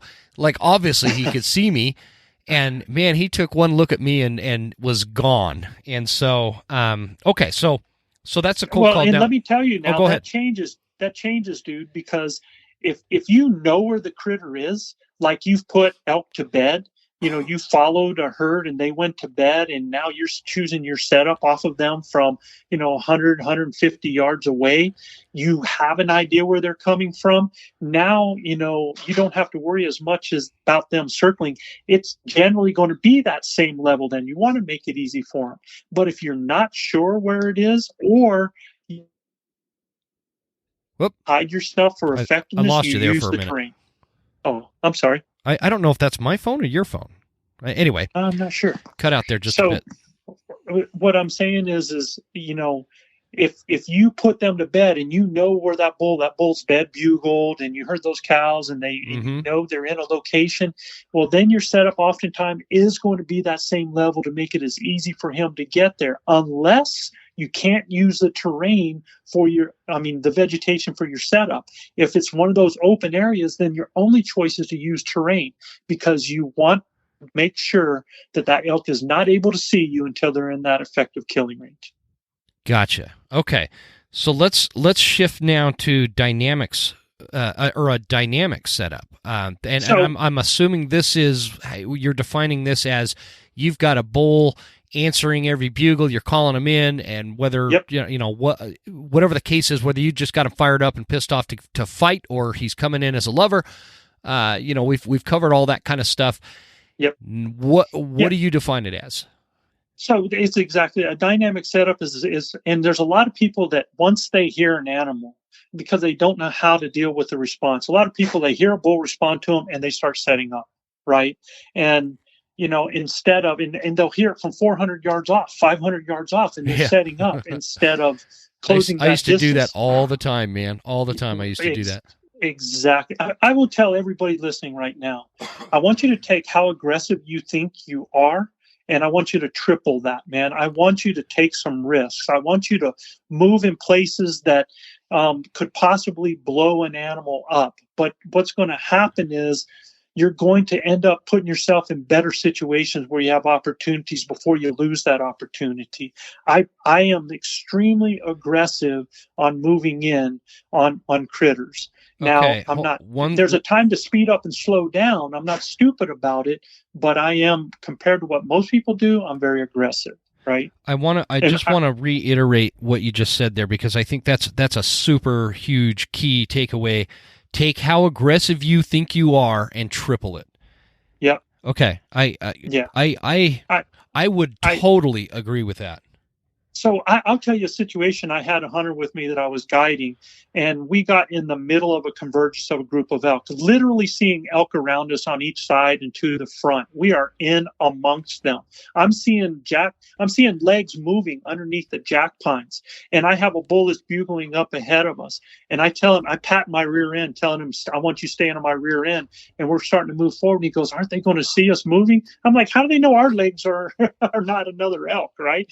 So, here I was in the middle of this group, moving forward, walking slowly to get in a better position where we needed to be, and utilizing the herd around me to comfort that bull and to create a situation that was going to make it optimum for me. Sure enough, he ends up missing a bull at about 30 yards the first time. And it wasn't 30 minutes later, we brought a 346 bull in to about 38 yards, and he smoked that one. So nice. And we were just in amongst the elk, right? Yeah. So, sometimes you have to move to ensure that you're going to have a shot opportunity. If you're going to sit your butt down because you're worried about spooking the elk, you're going to have the same result. If you don't have clear shooting lanes or an opportunity, and you don't move to create it, or use a call to create it, or have that animal end up creating it, you're going to lose that opportunity. And that means you've got to look at that animal behavior. Where are those cows moving? What is that bull focusing on? Where could he most likely step? And now I've got to get myself in the best position to do that. Does that mean I sometimes have to risk something? Well, yeah, I'm going to risk it, or I'm going to risk, it's kind of like going all in at the poker table sometimes. Sometimes you just got to go all in, or you're not going to get the pot, y'all. So that's love it, man. One thing, yeah. I'm fired up. That's the one thing I would tell people. So, okay, is there something but But Jim, the dynamic part of that comes in is that, okay, so I move and I'm starting to do something and I find this perfect spot that's a setup, right? And I think it's coming from this lane. And so now I jump into that setup, and now all of a sudden that bull, instead of moving that way, is coming another one. Now I can try to use my call to turn that bull, but if I can see that he's definitely coming to a certain way and I am going to have to adjust, now my setup is in dynamic mode again. I've got to move and adjust. Now, let's say that I sat there and I called, and all of a sudden that bull did something different where I didn't get to see him, and he sounds like he's going over the ridge. Boom, I got to move now out of there. I got to get off my butt. I got to get rocking with it and get myself into another situation to be able to read what that bull's doing, what he's interested in, and be ready to set up another time. And any setup, even that you start out static, can become dynamic. When you start having to run and gun and move and to throw out different strategies as you're trying to get that animal to you, or you're trying to pressure that booger. Let's say it's a bull that he's got some cows with him and he's not wanting to turn and fight, and you just keep pressuring him and pressuring him and pressuring him until you get to that bedding area where those cows want to bed, and he's actually got to either put up or shut up. You know, each one of those times that you set up doing that is going to be dynamic. You're looking, you're checking what's going to be behind me. Where's my shooting lane going to be? Where could that animal come in? Do I have a stop and scan spot? All this stuff should be going through your head. And then if something happens that doesn't work and he's not biting, you know, he's not coming in on it, and all of a sudden he shifts. Now you've got to shift and you're going to another location. You're looking at another setup. You're looking at shooting lanes. I am always looking for shooting lanes and where those stop and scan locations are going to be. In other words, where can that bull come to that he's going to stop to look for me? Is it in my shooting effective range? If it's not, I need to change what I'm doing. It's dynamic. Joe, when you're doing that and you're shifting, the elk's shifting, the bull's going to the right, now he's going to the left a little bit, but you know he's kind of coming in. You got my blood pressure's a little high. I get really excited about when we're talking about this situation, man. I'm like super pumped, but so I'll try to slow down. Let me slow down. As that's going and you're looking for all these different shooting lanes and dynamics, are you worried at all about, like, what are you paying attention to? Are you worried about sound? Like you walking, breaking sticks? Are you worried about, obviously you're always kind of, you know, aware of thermals and scent and all that kind of stuff, but is there anything else we should be aware of? Yeah, so, you know, I always... The thermal part of it and the scent part of it for me, and that's where I always take things for granted when I'm talking to people, is just ingrained in me. Mm-hmm. It's something that I'm reading all the dang time, man. I know what the sun's doing. I know what the temp's doing. I can feel it. I can tell, okay, does my thermals have a chance to get to this critter? What time of day is it? Do I need to be on the parallel on the same level? Because sometimes that will dominate where your setup is as well. And you know, sometimes too, Jim, you have the oh crap setups. I mean, it's where you are moving and all of a sudden you catch an antler tine and, you know, you just got to get to a spot where you're down and you have an open lane, man. It's just that oh crap moment. So, you know, you hope that everything's working out, you know, and you're paying attention to thermals. But as I'm moving, I am really, really looking for I'm looking for lanes. I'm looking for possibilities where they can move. I'm looking for my best shot opportunity. And I am never going to stop where I'm not shadowed and where I don't have a lane to be able to shoot. I never want to stop behind stuff. I never want to stop when I'm in the sun. I always want to utilize those shadows and have as much break on me as possible. Because even if I don't have anything directly behind me, if I get in those shadows where you have those different lights hitting you, man, that's optimum right there, because they're going to catch those other bright lit places with their attention sooner. And I've even knelt down in wide open in a shadow at the front of some stuff, and I've had a herd of 20 elk come to me so close. Jim, I've had them almost knock the arrow off my rest going around me. That's great, man. Because they were looking by me. They weren't looking, they weren't looking behind a tree for a predator. They were looking behind me for a predator. Yeah. It was awesome. Okay, one more question on this topic, and then again, I don't want you to think I'm going to ask you to move into your basement. I've kept you so long here, but you've gone through all this work. You've gone through all these motions to get the bull to the scenario where you're looking for dynamic setups, and he's bugling and all this kind of stuff, and then maybe and a lot of times it might not be bugles, it might be cow calls, it might be puffs. Yep, all of that, whatever it is, regardless, you know that there is a bull that is very close and very killable, right? Mm-hmm. And you get into a situation where because this has happened to me multiple times, and I don't really know what to do other than I go charging at him. The bull hangs up in some brush, and you just have that gut feeling that at any minute he's just for some reason not going to come any closer, and so that means he's going to go further, and you have to change that in order to kill that bull. What do you do in that scenario? So it kind of depends. There's a lot of variables on how far away that bull might be. But let's say he came in and he's at 20 yards and he's standing on the other side of the brush. Yeah. And he's just standing there listening. He's hung up. Okay. So one or two things are going to happen. Either he's going to keep coming forward and find that open area that I'm hoping that he finds and steps through, and then we got a dead bull. Or he's going to turn and maybe try to circle to the downwind side, or he's going to turn away and he's going to start walking away.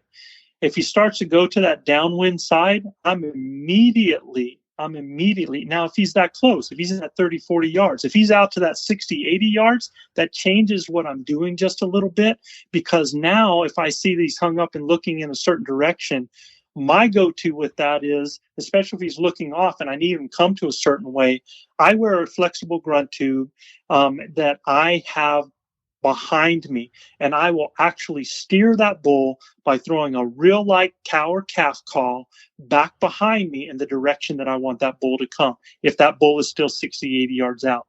If that bull's at 30 to 40 yards right there and he starts to do something, I am immediately looking at, okay, where are they going to circle? And I'm looking for that shooting lane, because a lot of times they'll give it to you not in the planned location. So I'm actually shifting my body, getting ready to do that.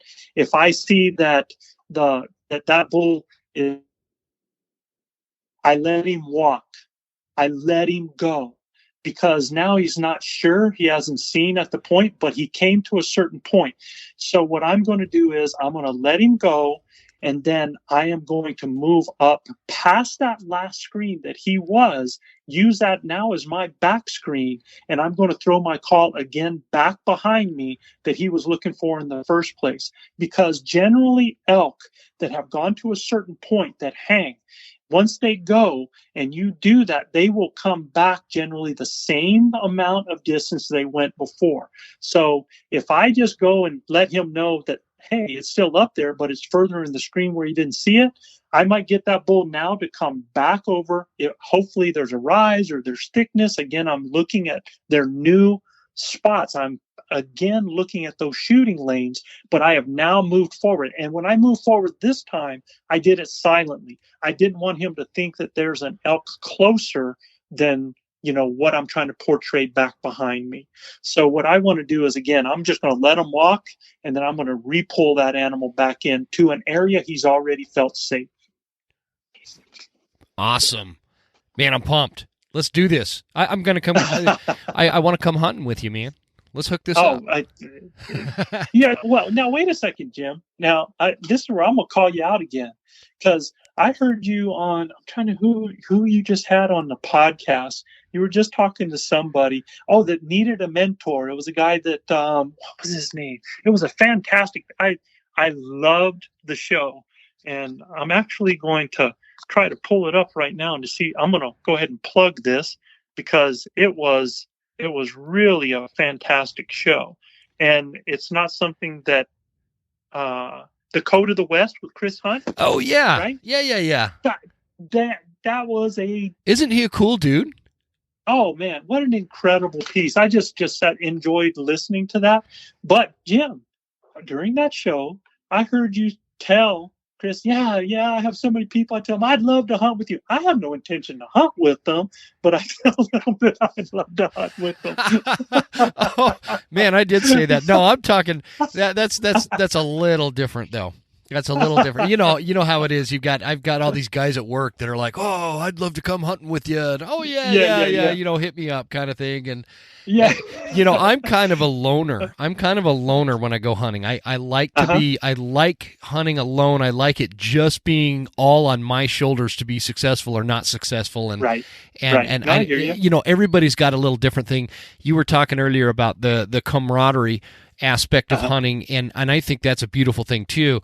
But it's just like you have to prioritize what you're passionate about. And for me, but the thing is, you can have the camaraderie, you can have a group, and you can still hunt on your own. Exactly, and I love doing that. I absolutely love doing that, and so I really like both aspects. But no, I mean it when I say I'd love to hunt with you sometime. I'm gonna have to awesome. hook up that hunt, come down to New Mexico and do that thing that you're doing with you could be my coach. Now, dude, you would freaking love it because, man, we just keep getting more and more dialed in with this. It'd just be a game changer. You're an expert elk hunter. I'm a mediocre elk hunter.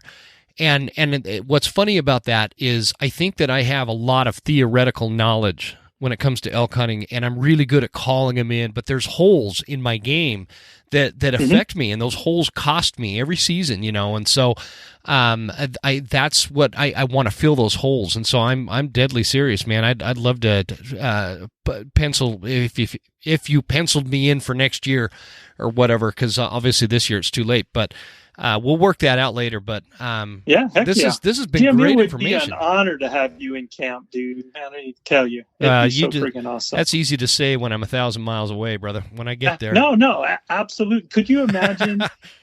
Because Guy will be in camp. He's one of our coaches. We got Big O in the camp. Chav and RC and how much fun would that camp be? That would be. And it would be such a nice, dynamic change for me hunting country that's so different than what I'm used to. And I feel like that's what makes really good elk hunters. That these people that could take these skills into different areas that where the terrain is different. Elk are elk everywhere, but there are nuances to every location that make a big difference. And so I think that's what we've said the word dynamics a lot. That makes a dynamic elk hunter, and I'd love to do it. So well, Joe, you know what's interesting? And I know you're getting ready to cut off here. But, no, you're good. Now that we're heading to Alberta, we've been, like I said, we had the WhatsApp group, and we have been going back and forth with all the guys up in Canada, and they're in Alberta. And it is amazing how many of the similarities, so when you're hearing certain things that just apply there, that apply here, it's really cool to hear a lot of that. But yet at the same time, there was one thing that we never thought about is that, over in that country, you got to be careful of cow calling because they have grizz in that country. So a lot of times, so that changes some of the strategies just a little bit. But you're right. Elk are elk. You just got to figure out the nuances. You got to figure out how they work within that terrain. The other types of things that could affect them, whether it be wolves or bears or hunting pressure. And then you just put the pieces together and you make it happen. Exactly. What I mean is I grew up in Utah, and when we hunted elk, Utah, similar to New Mexico, it's very dry. It's very much a desert. And there's a lot of high country desert up there.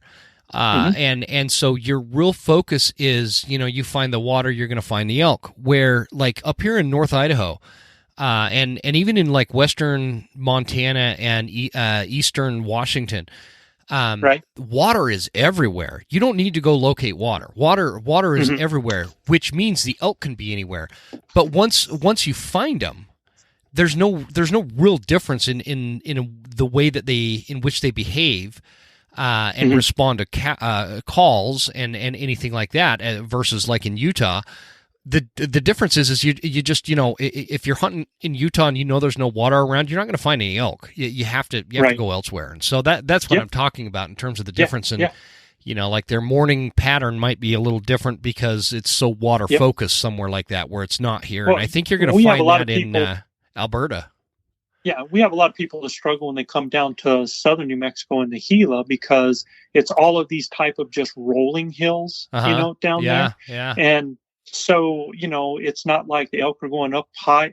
There's some areas in the Gila that are like that, but there's a lot of them where they're just kind of in all these rolling hills, and they're going to bed in all these different places, man. And it's just and they're not going to be responding the same way at the same time. And people struggle a lot of time when they go down there because it's just a different type of hunt. Yeah. Right. So that's what you're talking about. For sure.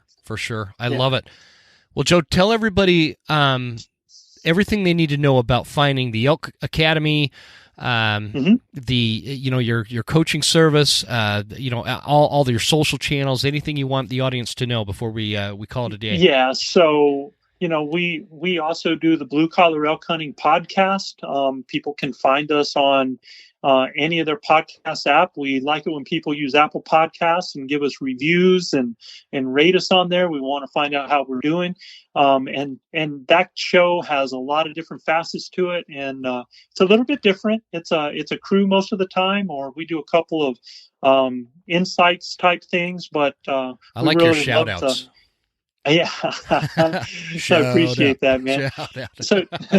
So you can go to elkbros.com, and if you go to elkbros.com, there's a menu up on top that you can see our Blue Collar Elk Hunting Academy and get our base camp course. You can go to our EA Adventures up there. You can click on our podcast. You can go to our gear store. We have our own signature calls right now, and you're the first one to hear this, Jim, man. Our soloist grunt tube, something that I've had in the works for a couple years now, is on the ship coming in. I have some being flown in, so they're getting ready to hit our market as well. So I'm really excited about that. And that's going to be on in your gear shop on the website here. Yes, sir. It'll be in our gear shop here very shortly, and we're going to put together some really cool packages with that. I'm so excited about that. People know, because as a kid, having grown up and using Wayne stuff and using Larry D. Jones stuff and seeing these guys that create all of these things that we were using to be successful out in the woods, even just the idea that some person can take something that I created and go have this experience that I've had with using other people's equipment, it just makes me so proud, and it's just so cool to me. So yeah, it's a big deal to me. It's a life thing for me. So I'm excited about that. And well, I know you've been working really hard on that, and it's been a long time coming. And so super cool. COVID really set us back. Yes, with that, but yes, I love how it goes. I love the mean ninja face you have on your website when you go into the gear, and you've got the Elk Bros. I don't even know how to pronounce that. Vacruo camo neck gator. Yeah, Vacru camo. Yeah. And you've got just so that people look and see that Vacru, and it's this really cool scientific name, but it was actually dedicated to my hunting partner for over 40 years, Chav, who was Leroy Chavis. We're brother-in-laws, and we've been hunting partners for 40 years. And when he was actually in the hospital and going through cancer treatments, and things weren't looking good, when I came out with that, and I named it to honor Chav and his fight that he was going through. And it really reads backwards, our Chav. And that's where the Vacru comes from. Really? So, yeah. Man, you're full of all sorts of surprises. I love that.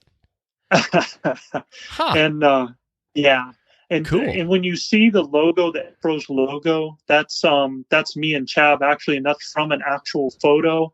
I'm the big ugly guy. He's the small guy there in that logo. But so you can find us there at elkbros.com. They can go to Instagram, and just Elk Bros is us at on Instagram as well. And we'd love to hear from you. Oh, you even have guys Western fly covers on there. That's pretty cool. Yes, absolutely, we do. I love mine. Well, cool, got man. Sneak Tech boots on there. We've got the bow hitch on there, and I tell you what, Jim, if you don't have a bow hitch, man, You are I have never wanted a bow carrying device in my life. In fact, as a guide, I've told all my hunters to leave it at camp because I've seen people lose too many opportunities with a bow carrying device. And I used this last year. In fact, our whole crew took it out and tested it. And with the blowdown and stuff we were going through, it was a lifesaver and never impeded the ability to be ready and take a shot. It is the simplest and best thing I've ever had added to my bow. Oh, I think it's going to be just like a stabilizer for everybody. I'm looking at it. It just attaches to your like shoulder pack or no, your strap? So there's different ways that you can attach a loop. I like mine to actually come off lower on my hip belt. Some people hook it up higher on their pack right there, but you can see it has a little hook inside there, and man, it just carries your bow so sweet. And you just grab it, it's right there at that handle. You bring it up, that comes off, and you're putting an arrow on, man. I mean, okay, I'll look into that. I'm like you, man. I have never liked to have my bow attached to my pack or anything. I just, I know it's a pain, but I'd rather carry it because you never know. But yeah, that looks pretty handy. I'll check that out too. You're going to have to, man. All right, brother. Well, again, I really, really appreciate it. This has been a really awesome conversation. I feel like we covered a lot of ground that people are just, I love it when I feel like we're ending a School of September, or any episode for that matter, where I feel like there's tangible information that people are going to really be able to take into the field, and who knows, they might be notching a tag, thinking to themselves, man, I'm glad I listened to that Elk Bros episode on the School of September. Because that's what sealed this deal for me. So I just really appreciate your time. I just want you to know, Jim, when you first invited me to do this the first time, and you had Paul and you had Mike and you had Dirk, and you had all these people that are just incredible elk hunters, elk callers and stuff, and you invited me to be amongst that, Chris and those guys. It was one of the greatest compliments that I ever received, and a chance for me to share my passion and to do this has always been an honor, dude. No, it's my honor. So I appreciate hearing that, though. That's awesome. So I really look up to you, man. So let's keep in touch, and we're gonna have to do it again, obviously. Absolutely, man. We got a lot more to talk about. Yes, sir. All right, we'll stick on the line for just a minute, but again, thanks again, guys. Check it out. There's going to be the links both to the Instagram and on the elkbros.com website is going to be in the show notes there. Feel free to, or I would encourage you, rather, to check that out and be sure to add all this information. Fill that mental toolbox, because September is 2.5 months away, depending on when you're listening to this. And it's going to sneak up on, especially as you get older, you realize 2.5 months is like nothing. So I hope you guys are, what was that, Joe? The first person that emails you, Jim, and make sure you give them the email, the first person that emails you and said, I love the School of September, I want their name, their address, and they're going to get a free 1-year subscription to the Academy. Say that one more, that they're going to get a free what? Free 1-year subscription to the Academy, to our base camp online course. Oh, heck yeah. Well, you guys heard it. That's right out of Joe's mouth. Jim@thewesternhuntsman.com. What do they have to email you? Or they got to tell you, I love the School of September. All right. I love it, man. That's awesome. That's guys, you need to take advantage of that. That's really cool. So thanks again, Joe. This has been awesome. You bet, man.